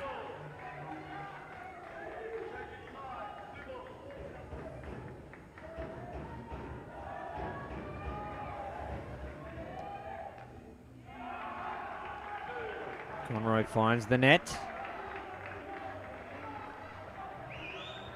1 to come. And it's been warm all week for the New Zealanders. But all these bodies, all these screaming shouts, I bet you it's even hotter down there than ever. Wide to complete the over. Another good one there for New Zealand. 9 runs from it. Partnership to 15. This is the rescue mission they needed. Yeah. Despite all the noise, Conroy playing really well. 9 off 6. Great effort. You know what Watson's capable of? With 6 off 6. They're going to keep building. On track for 30 here. But they'll take anything between 20 and 30.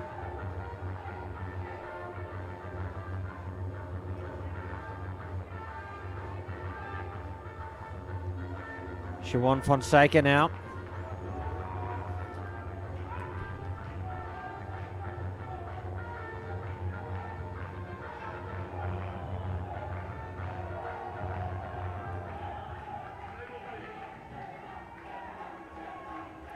Here he is to Micah Conroy.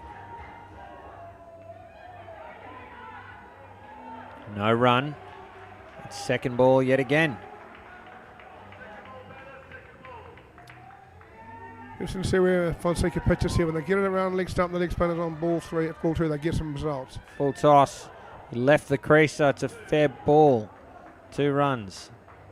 That could have gone absolutely anywhere. Yeah. Saw him coming potentially.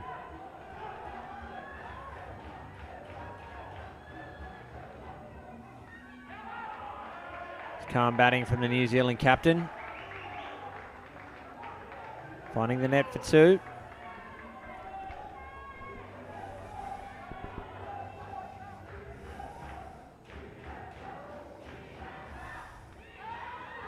Oh, it should be out. It is. Run out of the top. It's a great piece of fielding in the front court. Got it back to the keeper, who got it back to the receiver in a flash, and another wicket down.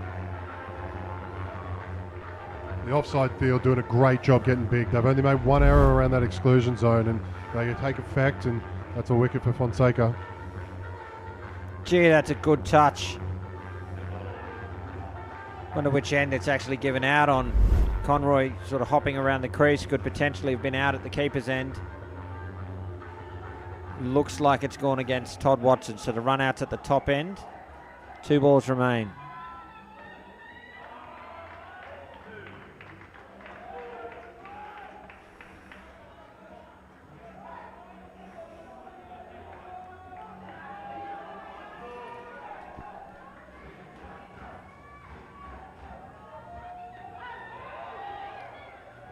Down up into the hat brim.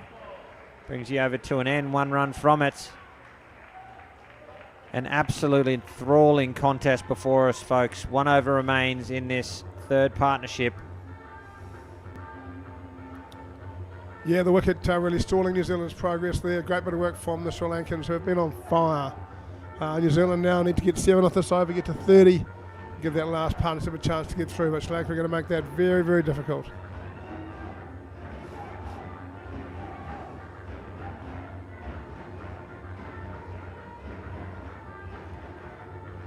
We have 3 fielders on the offside in the front court here for Rumesh Pereira. Bowling on 3rd ball, going to bowl full and wide with 3 on the off. The second ball, New Zealand need to score.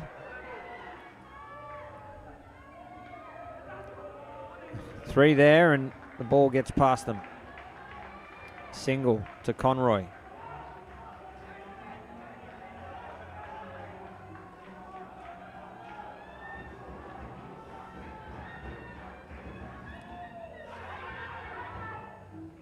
Get some glove on that. I don't think so from his body language. Oh. Would have been close to the line, but it's a fair ball. So second ball now. Another opportunity here for Sri Lanka. Oh. Very nearly getting a touch and getting it back to the keeper again. That Sri Lankan front court. But it finds the net for 2. 3 balls left in the partnership. Great shot from Conroy. Another 2. They move to 21 this partnership. 28 the total. He's played a good hand, Conroy. 16 off 12. Amongst all this madness, that's a great effort so far.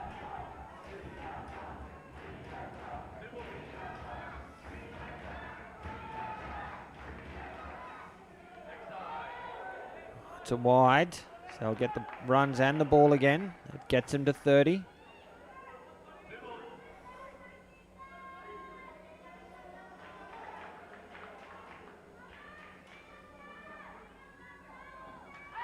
Oh, bowled him! What a ball! A wicket late in the pair. Back to 18, back to 25. Sri Lanka in clock trouble, trying to get back as quick as they can to keep going. Little celebration here. Comes in, this goes, oopsie, hold on. No huddle. Back out. They're actually in extreme clock trouble. Yeah, they are. Yep. That completes the partnership. 18 runs from it, New Zealand on 25. And Gardner, Mitch Gardner, that is, and Ryan Jackson out on the court now for New Zealand. And yes, Sri Lanka are going to have to run through these 4 overs.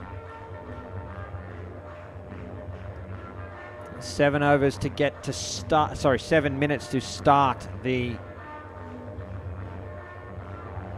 final over.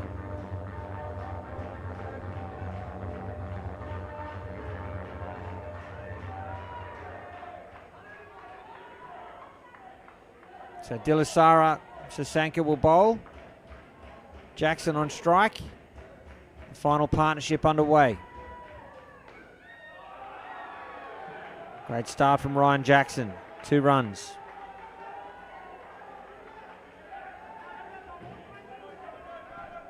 Mitch Gardner, quite a calm kind of guy.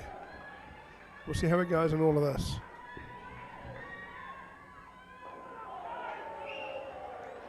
No run. From what I can see, Mitch Gardner and Ryan Jackson haven't batted together in this tournament so far, and that's going to be difficult to face considering the noise. Oh, direct hit. Not out. Boy, New Zealand's done that a few times, haven't they? In addition to all the great outs, New Zealand have been quite quick. Yeah. Well, Ryan Jackson certainly is fast. Gee, he was there quickly.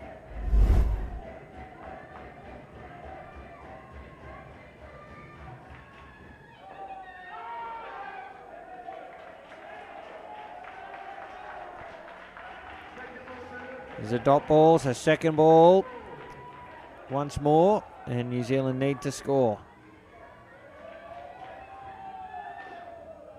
Chance, he went without it. 2 runs to Jackson and a ball to come. Regarding the time trouble, fielding teams that take longer than 42 minutes to complete the 15 overs will be penalised 5 runs for every 2 minutes.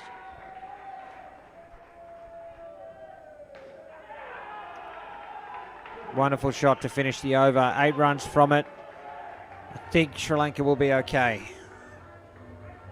They're going to have to get their skates on though. Potentially be coy from New Zealand and slow the game down a bit as well.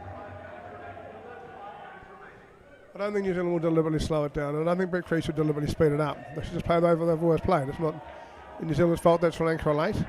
They won't slow it down deliberately, and they shouldn't be forced to speed up because Sri Lanka's late.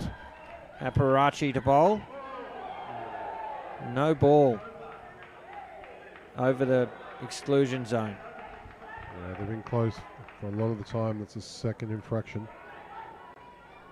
Riera kicks the ground in disgust.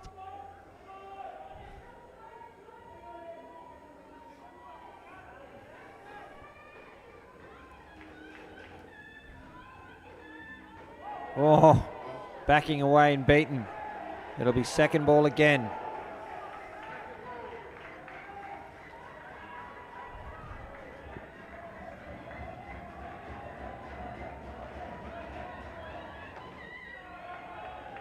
Good use of the feet. Down up single. 3 balls remain.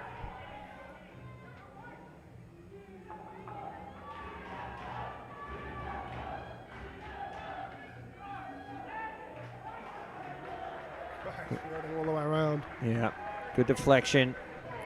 Good second pick up at second ball.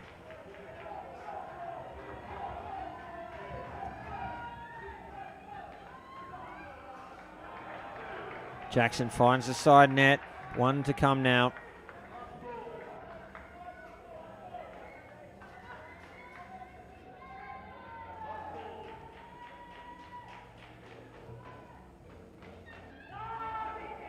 No run. 5 runs off the over. This pair, again, quietly accumulating. They will start their next over on second ball, and Sri Lanka have about 3 minutes to complete this over. They should be okay. Should do it easily, shouldn't they? Yeah.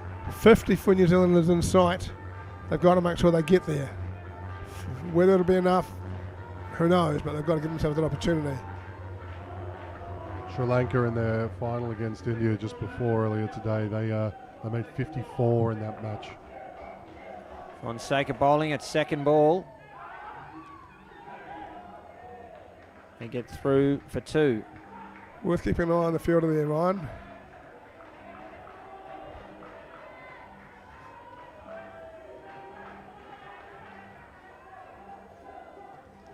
Great to see the grandstands filled for indoor cricket in Sri Lanka. No run. Again, second ball. New Zealand must score. Fonseca, the leg spinner and the googly. Been good on ball too. Drags it short. Keep it off the net. It's a single. Mitch Gartner takes 1 in. Lights have got 2. If Sri Lanka is successful today, we might have to have a few more seats. Oh, 7 runs. Oh, it's out! Great piece of fielding. Jackson didn't make it.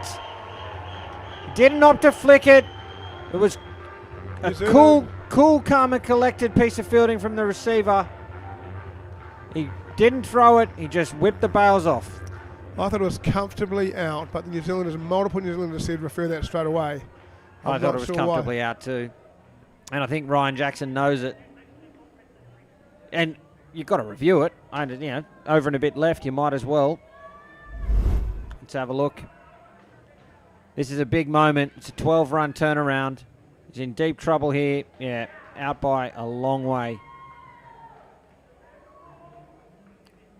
Does he have the ball the whole way? Which hand is the ball in? Throws the ball misses the hands, breaks the stumps. Well, I don't know that you can say the ball has missed the stumps there. Has the ball broken them, do you think? Not sure you can tell from this angle. Yeah, we'll need another angle. It's tough to tell.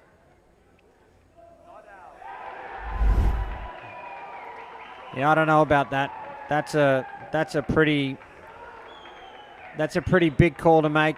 Just by having a look at that angle, I would like to have seen a couple more angles of it.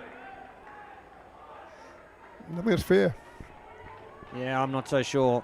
No, what you're saying is fair. Right, Yeah. Yep. I thought the decision was right, but I think it's close enough. It warranted more looks, is what I'm saying. Yeah. Yep. I think what you're saying is completely reasonable. Whoa, line field, I guess, in the back of the head. 7 balls to go, New Zealand 49. What will Ryan Jackson do this ball? He's beaten. He will play a miss. Brings the over to an end. 49 on the board with an over to come. A massive call that was. One thing I will say is the New Zealanders over there to a man were signaling replay straight away. They didn't think the ball hit the stumps. There was something clearly, because it was well short, so they clearly saw something that didn't come from Tony over there who gives the signal, came from the bench and lots of them. So again, I do think it was close enough to warrant more angles. I think it's probably the right call.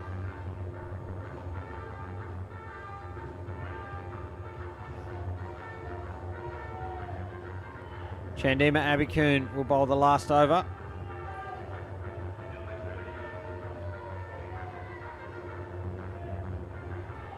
Great counter-attack here from New Zealand. Pairs of 18 and 24 to finish. They're just under 50. They can make that competitive if they maintain it for this over.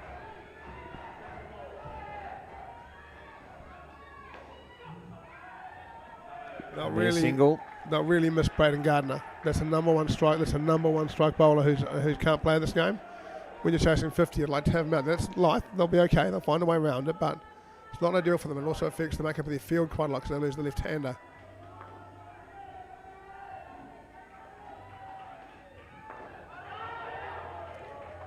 Wonderful bowling. It's a dot ball. Second ball again. Now they've got to 50. Can New Zealand hold it? This crowd hopes no.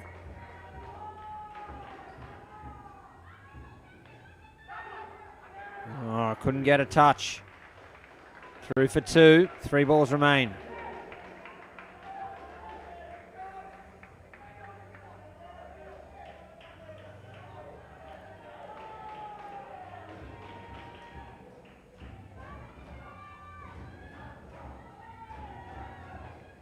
Great shot from Mitch Gardner. A 2 off his legs.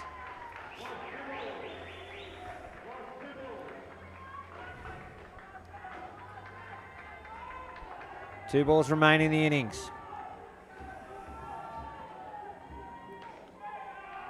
Jackson this time with 2. Would have been tight with a flick. 1 to come.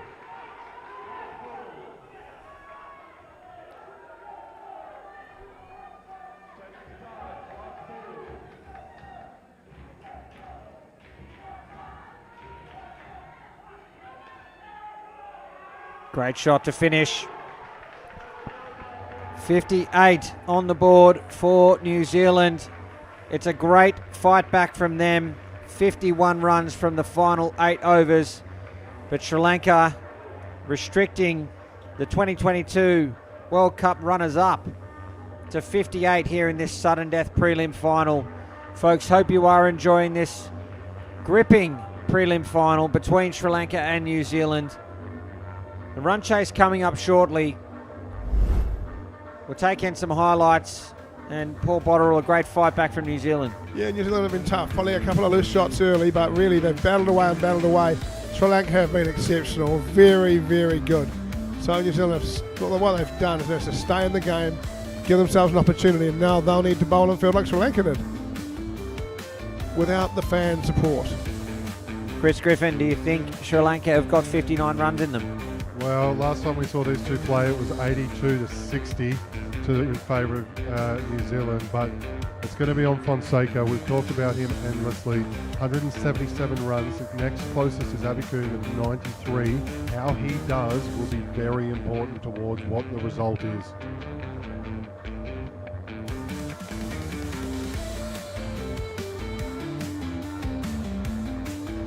Can run you through what tomorrow looks like, folks, while we wait for the second innings to start.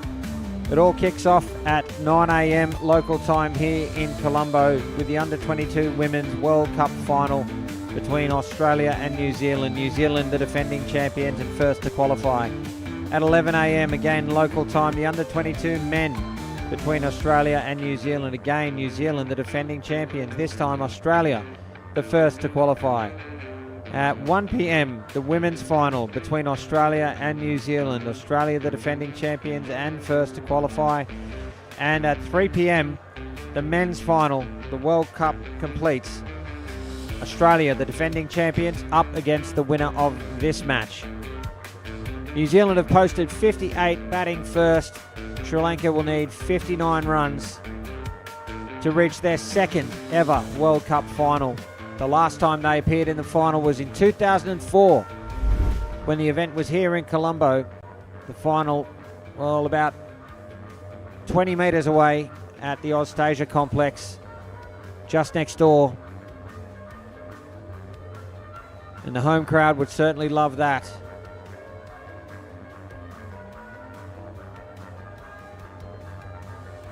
We'll be right back.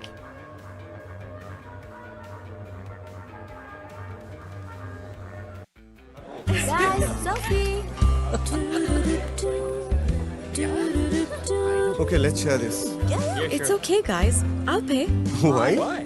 Because I have very special news. Okay. Thank you so much for all the support you gave me, guys. Okay. Today, I got promoted. Those who spread goodness radiate happiness to everyone around them. Introducing LOLC Finance Credit Cards. Fuel the goodness in you. Keep sweating. Keep pushing the limits. Keep stepping up your game. Keep shining. Keep rising. No matter what your fitness goal is, we are always there by you, with you. Iodex. Get. Spray. Go. Yeah, welcome back to UPro Colombo. Chandima Abikun and Siwan Fonseca at the crease for Sri Lanka, opening the batting here in pursuit of New Zealand's 58. I'm Cameron Walter, with me Paul Botterill and Chris Griffin. The sudden death prelim final. Australia await in tomorrow's World Cup final. 58, you would think, is below par for New Zealand. They are more than capable of defending it. Their strike bowler, Braden Gardner, not in the side with an elbow issue, I understand, from Paul Botterill. They still have enough depth.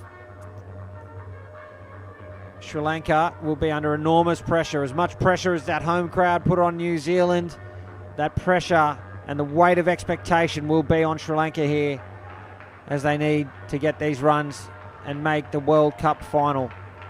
Mitch Gardner is going to get us underway. Chandima Abikun and Fonseca at the crease.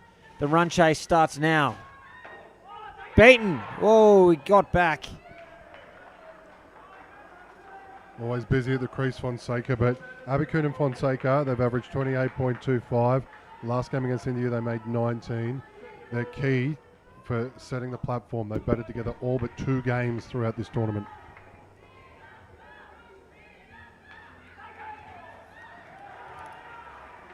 Through for a run, and the umpire has the names around the wrong way, so it is Abikun facing his first ball now.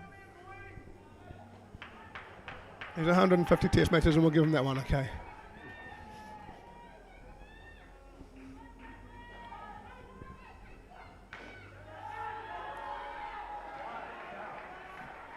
Through for a single. Both bats away now in the run chase. Yeah, right hand, left hand pair as well. Make it difficult for Gardner to find his spot. I think the key for New Zealand here is to be patient. It's their best partnership. We haven't scored many. We need to keep them under 20. I know that's a long way into the chase, but we need to get into that middle. What we can't do is let them get 35. Wicket, 2 wickets would be great. But we want to get there and still have some bowling left. Chance should be out. It is. The bat bounced. And the first wicket down. New Zealand are here to defend these runs. Boy, a difference in atmosphere when New Zealand gets a wicket, isn't there? Oh, The yeah. whole place just doesn't erupt. This is going to make it's harder. That crowd carried Sri Lanka in the field. New Zealand, about 15 supporters over there doing their best, but they're not going to mimic that kind of noise and atmosphere.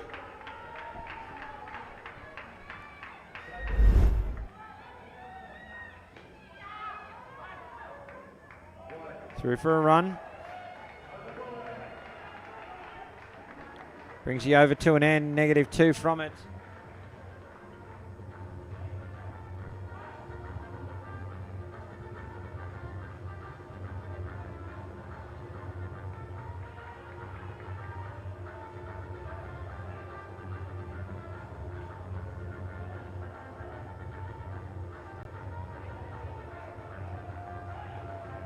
Michael Barry will bowl the second over.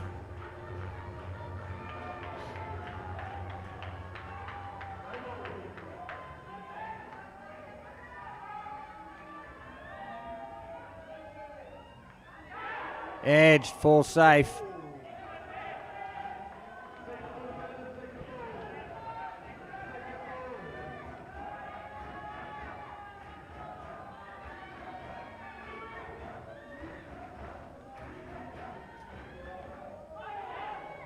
They get through second ball. Only just.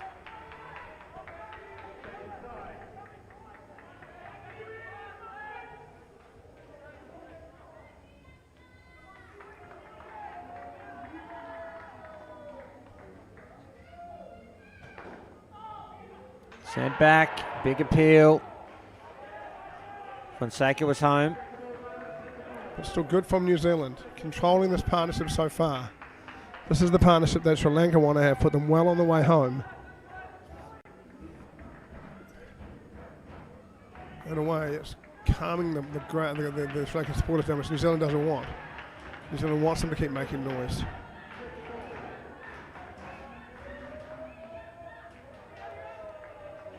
Three for two. Back into the positives now, Sri Lanka. 2 balls remaining in the over.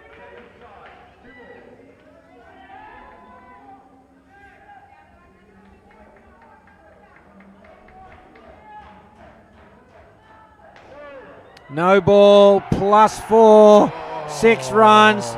Huge moment in the stands. People in the stands are on their feet after that delivery. Huge release of pressure. New Zealand were just building, and Abakoon jumps all over that ball. Great shot. Back live. Beaten outside off. Brings you over to an end. It's that 9 runs from it. They'll start the next over on second ball.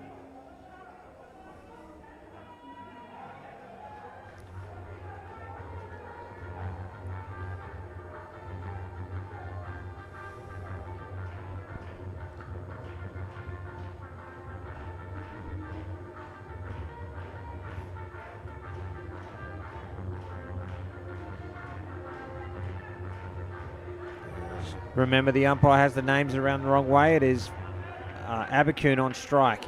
Ryan Jackson the ball now. This is an attacking move from New Zealand.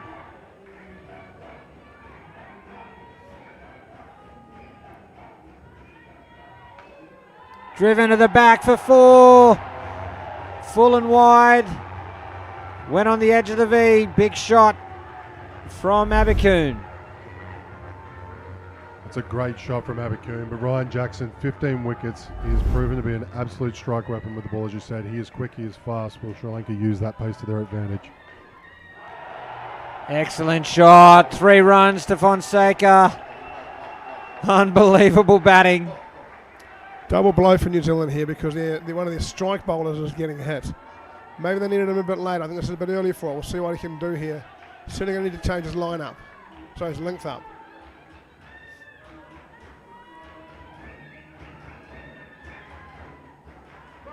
Bowls it wide.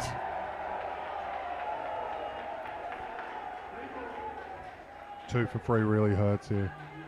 Got to find the mark. Get into the legs. Don't let him drive.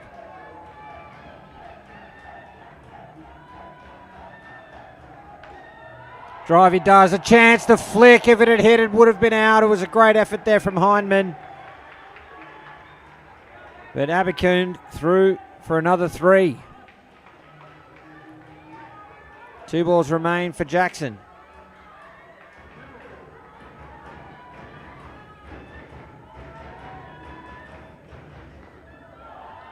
Oh, they don't run. It'll be second ball to complete the over. Can Ryan Jackson beat the bat? Need a wicket. Now this partnership's starting to get up.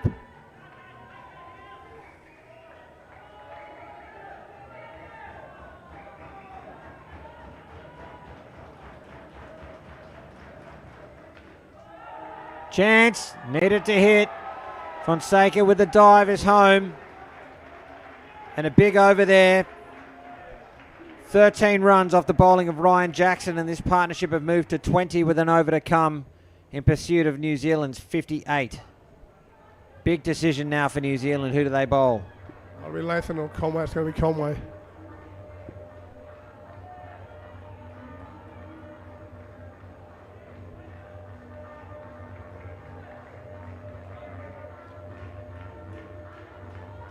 Tough for New Zealand here. You just can't go searching. They need a wicket in this over. You can't go searching. You just got to bowl. All good deliveries, 6 good deliveries. Leave yourself enough to put some pressure on the next 2 partnerships. So Fonseca is the strike bat. Micah Conroy, the bowler, starts with what was surely a wide. Yeah, that could be a big call. I thought that was wide as well, Cameron. So second ball now. Chance at the top. Whoa. A direct hit would have been out. Fonseca had to go around Jackson to get through for a single. Freakishly athletic Jackson. We saw him take a magnificent catch in the first game. He can produce something out of nowhere.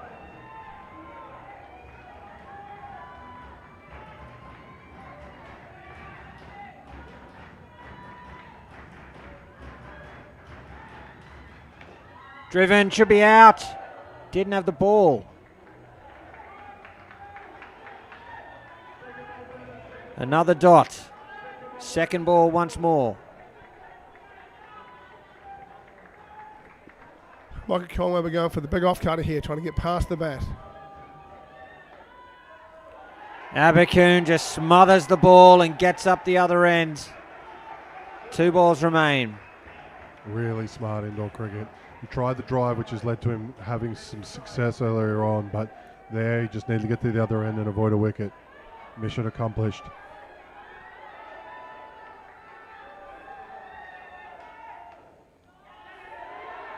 It's kept off the net. A single with a ball to come.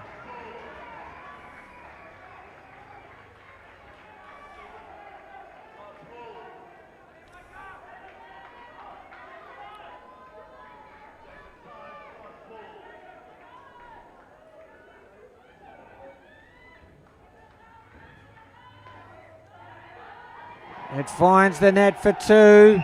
That completes a 25-run opening stand here for Sri Lanka in pursuit of New Zealand's 58.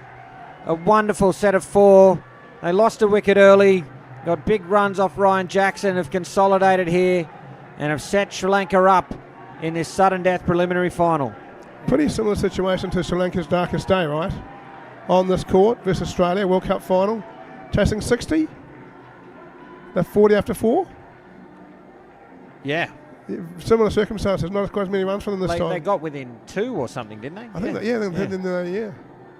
I remember speaking because New Zealand lost the prelim final in that event. I spoke to Mark Cindy about that. He said the atmosphere in this place was just ridiculous. As it is right now, a home crowd super excited. What an effort from Abercoon though. Fonseca obviously the name bat, but Abercoon played an absolute hand. Those runs were back to front. Isuru Yamesh, we saw him earlier. He wasn't one of the statistical standouts, but he stood up when it mattered. Can he do it again for his country? He's batting with Sapun Rangana Pereira, the second partnership for Sri Lanka. They are 34 runs away from victory. 12 overs remain. Mitch Gardner has the ball in hand. The prelim final continues. Beaten. It'll be second ball. Sri Lanka need to score from this delivery. Did these two bat third in the last game? I don't remember what happened 2 seconds ago, let alone rounds. Oh, well batted. Umesh finding the wire for 2, seeing off second ball. They batted together twice, once against Australia, once against India, average of 20.5. So, a decent partnership. Called through for a single.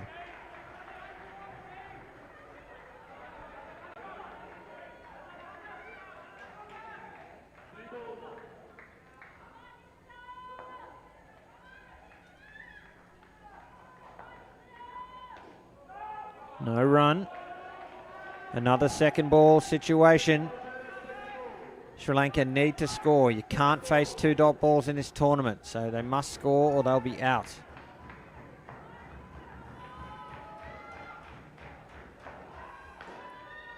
Oh, deflection into the side net for 2. That's fortuitous for Sri Lanka. If that ended up in the hands of Ryan Jackson, it may well have been out. And I believe it was Rangana that got hit earlier this week. Is that correct? It's been an up and down week for him. Yeah, last ball. It definitely was. Oh, no run. 5 runs off the over. They've moved to 30, more than halfway there after 5 overs. They will start the next over on second ball, though. For me, when are they going to put on their leading wicket taker, Dion Joel? I know that the ball's newish, but he could be a difference maker. Yeah, I think they'll be worried about Umish's ability to hit hard. They like to bowl him at super, but the reason Sri Lanka have bowled batted this together, I think, is because Joel will get to super most likely, but Umish might homer him. So hard for them to bowl him here unless they really have to. I think they've got other partnerships I'd rather bowl than Matt if they can. But they've got to stay in the game long enough to give themselves that option. The 3 of these things are really important. Just stay in the game, fight away, give yourself some options. Well, this is a big over now. The New Zealand captain, Todd Watson, has been bowling quick. Can he hurry up? These two will go through one of them. Second ball. Flat a chance, needs to hit. Through for 2.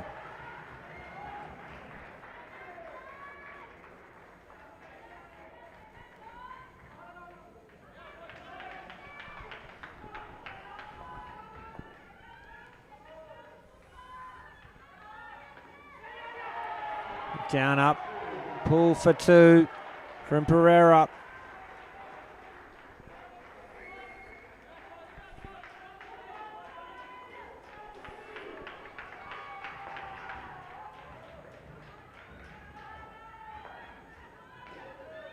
Chance, no run. Smart cricket. It'll be second ball here. Expect this to be a quicker delivery. Sri Lanka need to score.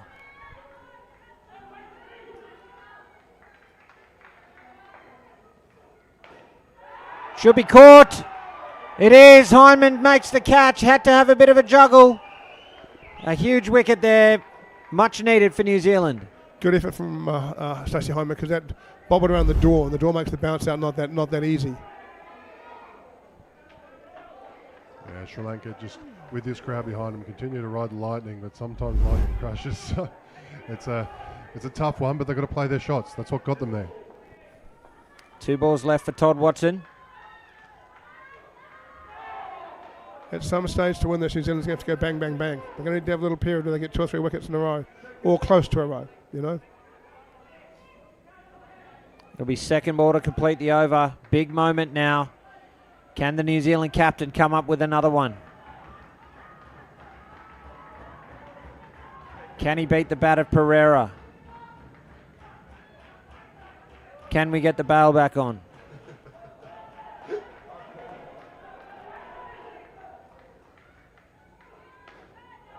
Oh, Pereira finding the net for 2. Complete the over. 1 run from it with that wicket. Boy, he's looked a good player, hasn't he? Pereira. Yeah. Yeah.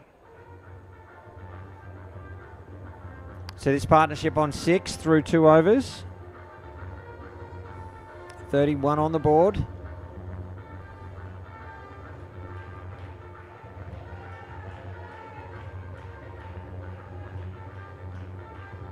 Looks like they are going to bowl Dion Joel.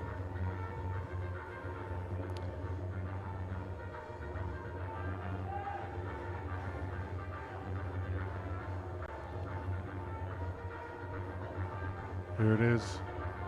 Left arm leg spinner. You can see spinners take a little bit of punishment, but we can also see them take bulk wickets. This is a big move and a big moment in the game. New Zealand line fielders need to hold a little bit to Umesh.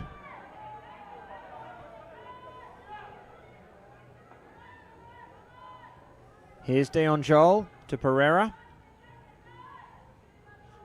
Drags it short. No run. Great bit of work. Second ball now. Sri Lanka must score.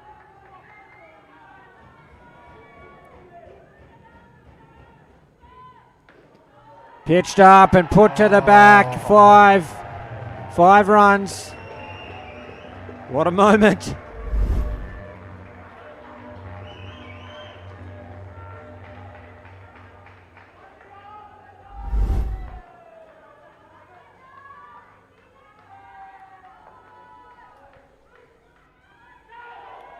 No run.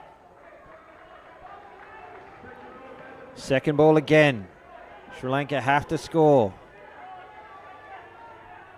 He's hit length here.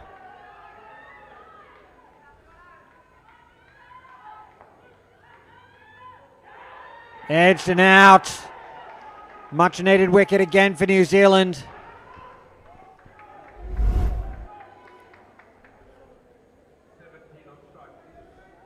Yeah, goes the other way, takes one past him. He doesn't look like Umesh can pick him all that well.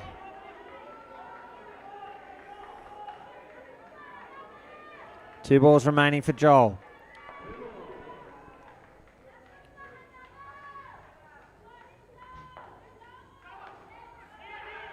Called through. Through for a single. A ball to come.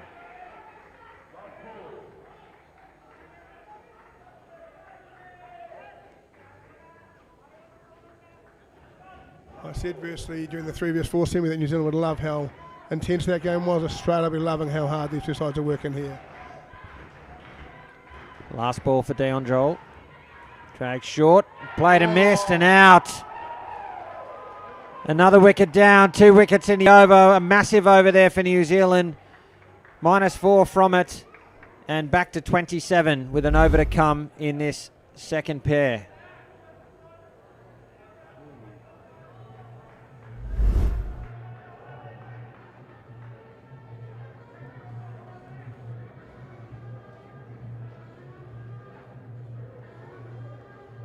.32 runs away.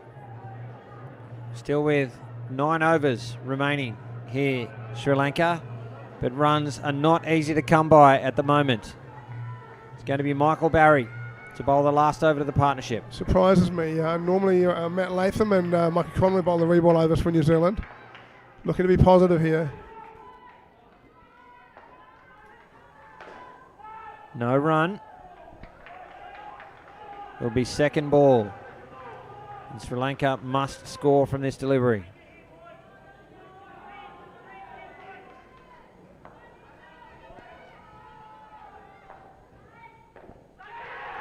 And another wicket falls.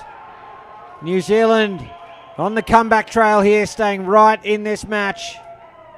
On top of this second pair. Well, she said they needed wickets in bulk. That's exactly what's happening. 3 in the past, roughly 6 balls. Yep, they're fighting hard to stay in this game. There's Rashid Ahmed from Singapore coming past. Wide. They'll get the ball again.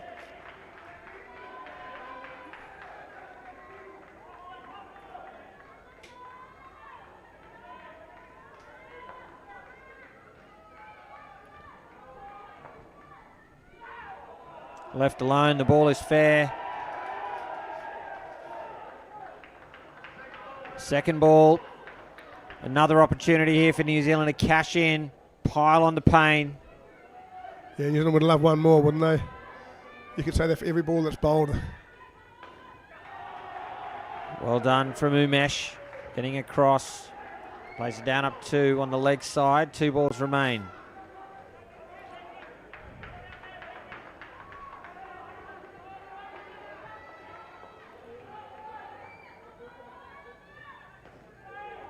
Blocked. Bowled.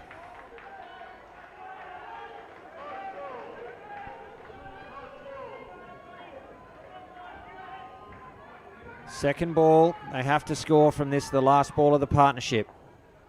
Expect Pereira to go the back. It'll be a down up, a hit. Would have been out. They grab a single and no runs off the final over. Just 2 runs for the partnership, and New Zealand well and truly in the hunt here in the prelim final. Sri Lanka just under the halfway point after 8 overs. It is all on. Best batting pair gone. And this will be really interesting to see. Ramesh Pereira and Nalin Vimukti. Nellen coming in after not playing the 3vs4 game. And what I would call from Craig Slocum a classic Ross Gregory move. Always changes one player between semi-finals and finals. This pair averaging 24.33 across 3 at-bats with between them. Most recently 17 against India in the last group stage. They would both be thrilled to get that. Oh, yeah. It's 32 runs, but looking at the context of the match, 2 pairs of 16 would be amongst the highest skins of the match. So it's going to take some getting from here for Sri Lanka. Yeah, a lot depends on how much bowling New Zealand can stripe as well. Yeah. Watson to open up. That'll be his second. Ryan Jackson's bowled 1.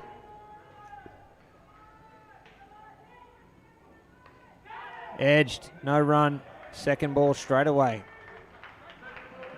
We know as soon as finals pressure's on the line, average scores drop, every partnerships drop as well. They're going to have to battle hard.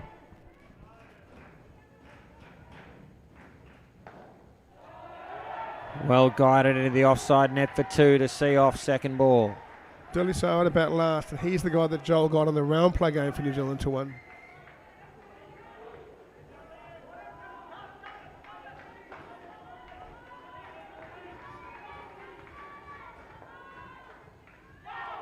Beaten. It'll be second ball again. It's cool. This partner comes over, just do this, and he looks back and goes, "Did you see how fast that was?" Sri Lanka need to score. Oh, and they do. A single. 2 balls left in the match for Todd Watson. He would love one more. New Zealand would love him to get one more. Sri Lanka would love him not to.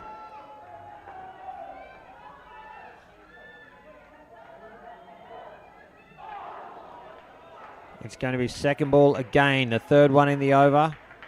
Sri Lanka need to score off this last ball. So it'll be the off cutter. Sonny Chan having a word. I doubt he's saying anything else. Off cutter on the length. Let's see what he can do. Gets it too full. Goes Yeah, for 2. put into the net for 2. 5 runs off the over. A good start there for that third pair for Sri Lanka. They move back to 32 and within 27 runs. 7 overs remain in the sudden death prelim final. Another important bowler could be Stacey Hyndman. Stacey Hyndman taking 4 for -11 last time these two played each other earlier this week. We're about to find out. Stacey Hyndman goes to the back, gets ready to go.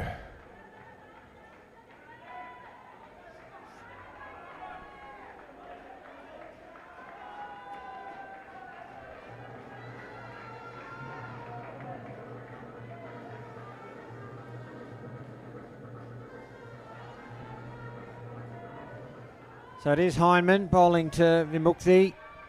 Sri Lanka 27 runs away.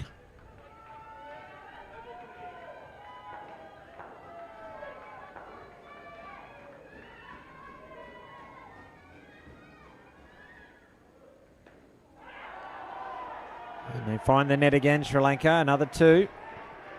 25 to win now. Of those 4 wickets, one of them was Rumesh Pereira, the other 2, Dilsara Sasanka, who's yet to come in.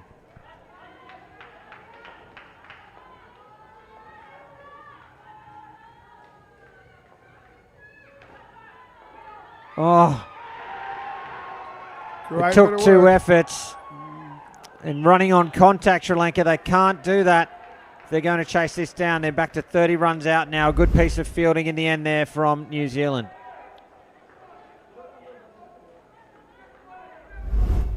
Good decision by Watson to let go of the ball and hit the stumps.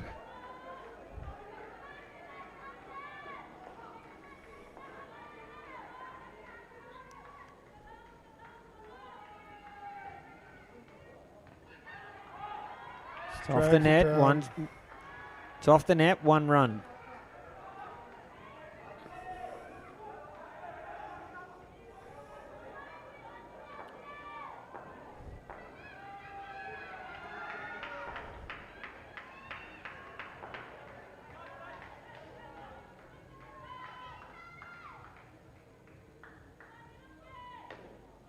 Oh, that's a brilliant shot. It's another 2. 2 balls remain in the over.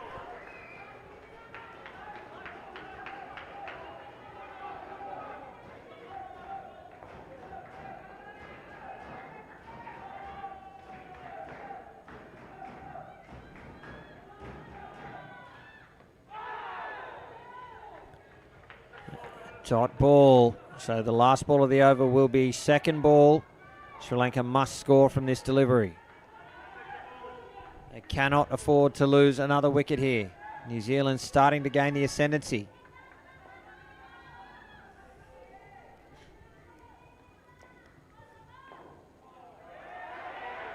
Find the net. Through point for 2. Just 2 runs off the over though. New Zealand hanging in there. Sri Lanka 25 runs away. Tough for New Zealand. Some bowling choices to make. Latham's got 2. Conway's got 1. Joel's got 1. How are they going to balance this going up? They're going to go to Joel now. I'd have kept Joel for the last. Prove me wrong, Dion. Oh, this is a big moment, isn't it? Yeah. Cleaned up in his first over. Is large part of the reason that New Zealand is still in this game. If Sri Lanka can see him off without a wicket, that'll be huge for them. Feels like every over at this point is a big moment. Yeah. The whole game is a big moment. So Dion Joel sitting on figures of 2 for -4.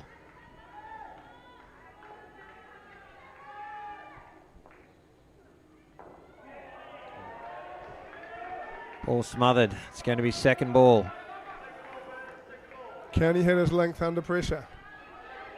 I think he might be able to. Even when he's dragged it, he's still seen success.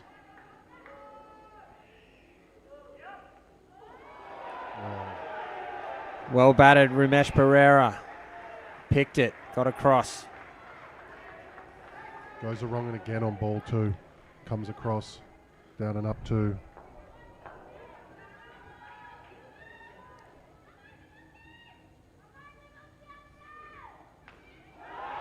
Good hand to that. Keeping it to a single.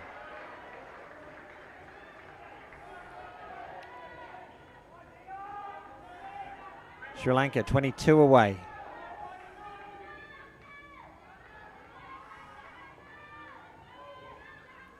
Oh, didn't pick that one. No.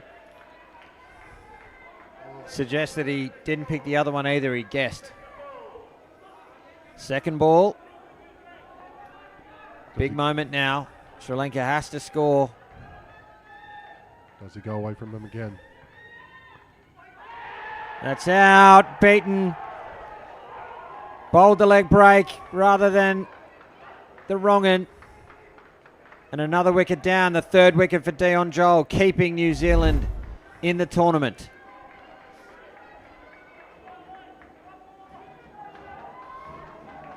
Pereira just not looking comfortable so far. Really struggling. Last ball for Dion Joel.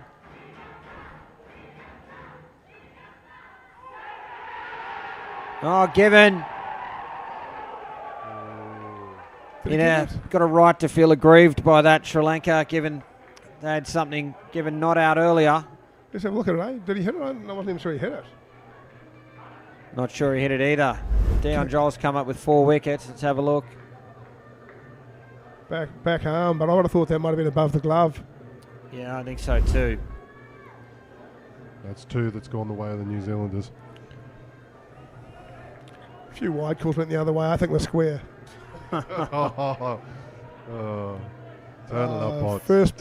First big game of indoor cricket I've seen New Zealand get some umpiring benefit in about 20 years. Oh, now. We will take it. Come on. Okay, sorry, my mistake. 25 years. Settle in for story time with Potts. Yeah.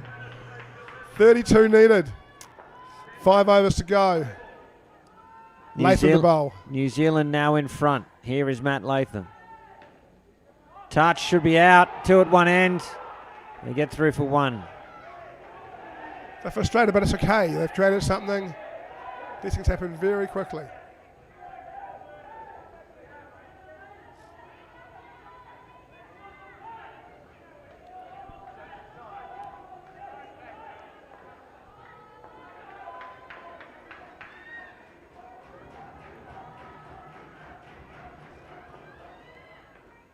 Oh, bold.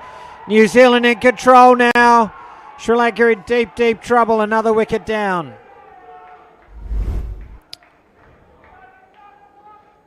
Look, while New Zealand are on top, they're also running out of bowlers. So Jackson's going to bowl 13, and he's going to have to bowl it over for them to get them home. After that, Latham, Conway, Hindman, all good players. Oh, Jones. you are kidding me. You have got catch to that. be kidding. Not quite sure what happened there. I think Todd Watson just lost concentration for a second. Maybe thought he was going to go the other way. Wicket, wicket, wicket. Come on, boys. One more here. 3 to go. Just excuse the obvious New Zealand commentator.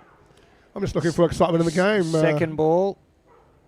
Beaten and doesn't glove it. And needs to, New Zealand need to make sure they keep on going. Yeah, and I think Dion Joel asking pretty reasonable question. The non-striker running straight through the fielders fielding the ball. Can't do that. He's definitely. I think that's a penalty because he definitely affects his ability to take the out. Yeah. We'll call it square on the umpiring decisions now. Oh yeah, sure. Another dot ball. It will be second ball now, the last ball of the over. And it's looking a bridge too far for Sri Lanka now.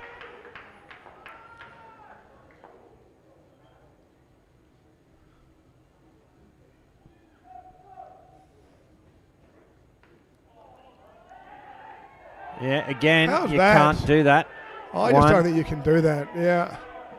Rightfully complaining. He's got to be able to field the ball. Yeah. No, you can't do that. You just can't. It's twice in 3 balls. Either way, it's a single, and the last partnership will need 34 runs to keep Sri Lanka in the tournament and reach their second ever World Cup final. What a great opportunity, eh? Score 34 at home to qualify for a World Cup final. You'll tell your kids and your grandkids about that for the rest of your life. Can they do it? Can they do it? 34 would be the biggest partnership for the game, but let's not take away from Matt Latham. 2 dots, a wicket, really good set there under pressure. Yeah, bowled. Yeah, I agree. Chris bowled really well. I do think this needs to be more than a chat, and why he's chatting to the New Zealand captain, I'm not so sure. I'm with you, Cam. Throughout, we need to see it policed more consistently, right? Yeah, totally. So it's the final 4 overs. Khalith Aparachi and Dilasara Sasanka. Here's Ryan Jackson. Chance, needed to hit and get through for a single. I think Jackson needs at least 1 here.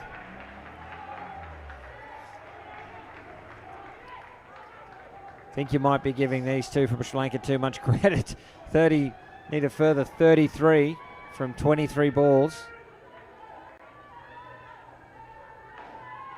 Oh, that is a wonderful shot, and he lets him know about it too.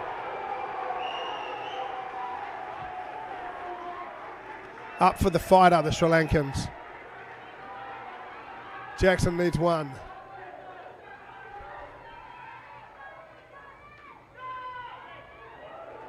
Gets a dot.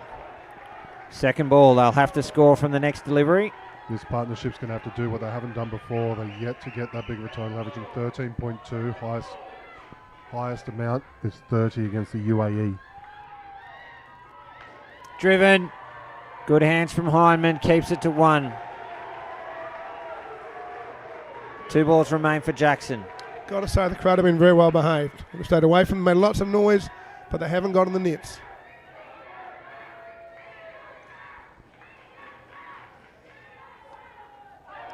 Swing and a miss. It'll be second ball to finish. I think it's time for Ryan Jackson. He's pulling his field back. Not the offie Ryan. I think it's time for the second ball bouncer.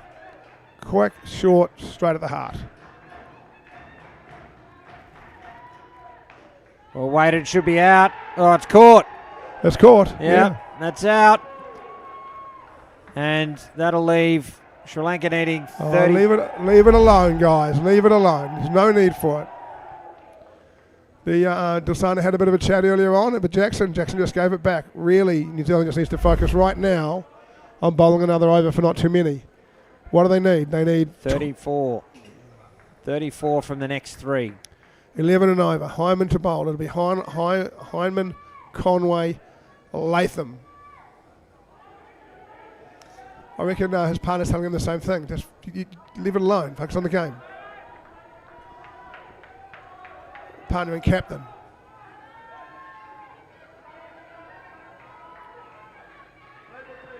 Three overs remain. Here's Hindman. Dot balls aren't going to help the Sri Lanka cause. Dots and ones, a final gold for New Zealand. Second ball here. There's two to Sasanka.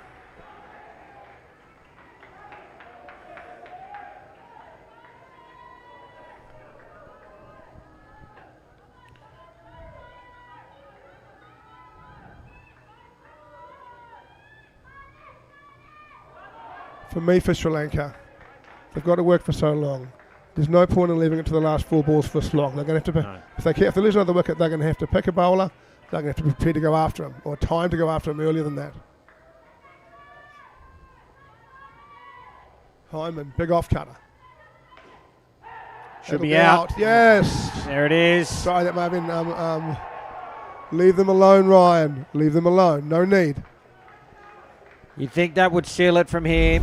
Someone from the New Zealand team get over and talk to Ryan Jackson. We don't need a penalty right now. Just calm it down. You'd think that would seal it from here. Sri Lanka now need 37 runs from...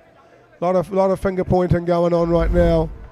Jackson at the back giving a mouthful. We just don't need it. You would think. Sorry, Cam.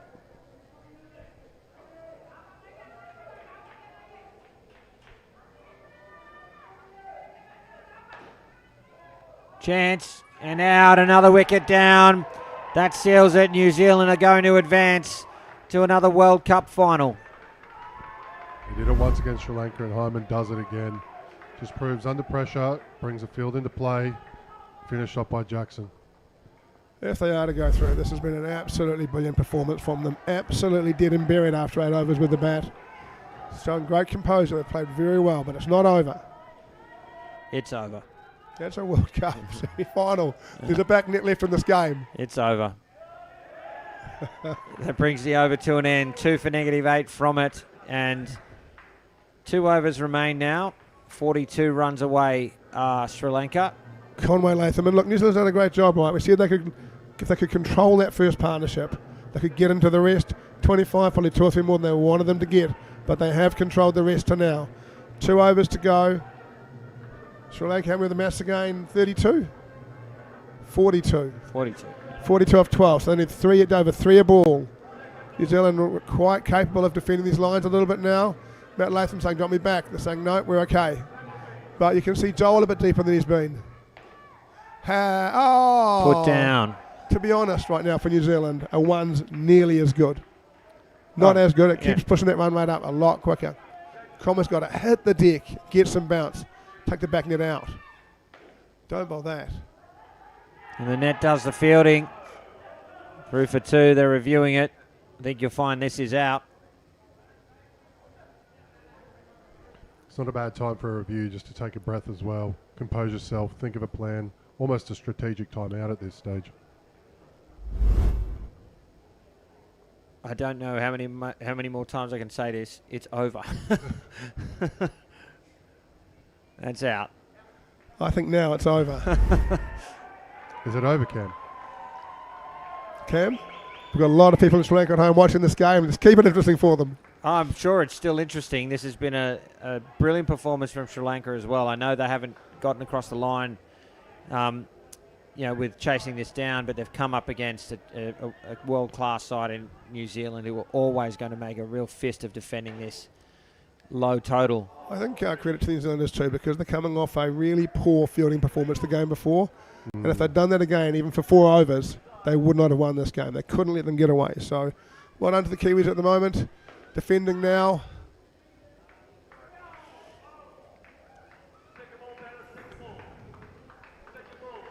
Second ball. Sri Lanka have to score.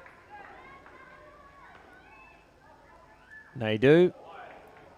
1 run. And New Zealand in self-preservation mode as much as anything else now. Last thing they need is an injury. So all of their fielders deep, except Todd Watson, the keeper.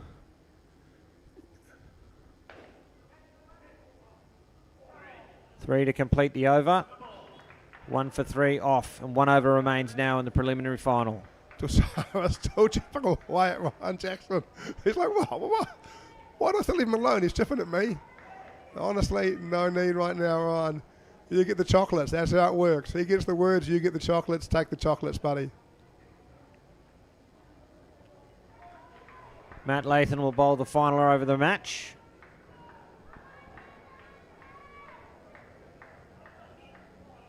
It's been an amazing effort from New Zealand, but tomorrow against Australia, it's going to be different gravy. I'm looking forward to it.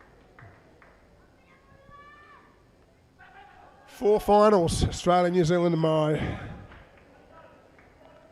Latham having a chat with him as well now. Oh, good on to Lasau. You don't want to give up, right? You want to show some spirit. He's certainly prepared to have a chat.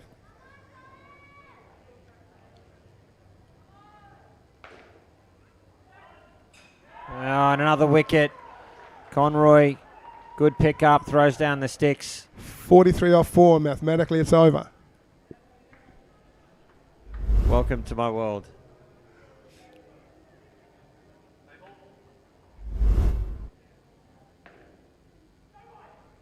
Kept off the net. It's a single. 3 balls remain.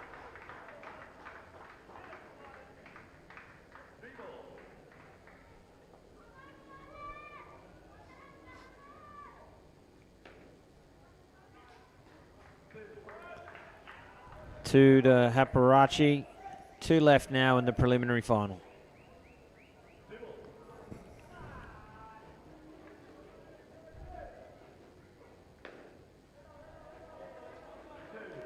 And it is with some sadness we say goodbye to the Sri Lankan side.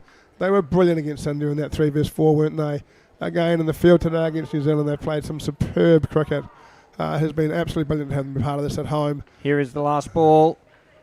And with 2 runs, New Zealand have defended 58 and kept Sri Lanka to 23. New Zealand advancing to the World Cup final. It's heartbreak at home for Sri Lanka, but a wonderful effort, as you were just saying, Paul Botterill, both in the minor semi and in this match as well. So our commiserations to Sri Lanka, whose tournament ends, and we look ahead to tomorrow's World Cup final. Paul Botterill, your final thoughts? Oh, I just thought a fantastic game of indoor cricket. And to New Zealand, really, that's an amazing performance. They were 7 after 8 overs. So great composure the last back 8 with the bat. Ryan Jackson hit a 7 late to give him a bit of breathing space. And again, great first start over partnership from Sri Lanka, but after that, they've just been in control. And it's not easy when you know you've got to hit or you might lose. That's a different pressure, and I think they've been brilliant in the circumstances. They should be very proud of that. And they need to go one more. Chris? Well, the Australians will be watching. They'll be happy that the New Zealanders would push that deep. I have to commend Ryan Jackson with the bat, with the ball, in the field, really put a big effort. And all of this effort and great event from the Sri Lankans, it's been worth every single kilometre we've travelled just to see this. An appreciative crowd for both sides in the stands. Applaud to wonderful sides here after the prelim final. Our attention turns to tomorrow's final day here at the 2025 Indoor Cricket World Cup. It all kicks off from 9 a.m. tomorrow with the under-22 women all the way through to the men's grand final. All 4 finals featuring Australia and New Zealand. We look forward to seeing you then, folks. Hope you have enjoyed the coverage here on day 7. We look forward to seeing you tomorrow. Until then, for Paul Botterill, for Chris Griffin, and the entire broadcast team, I'm Cameron Walter. Thanks for watching.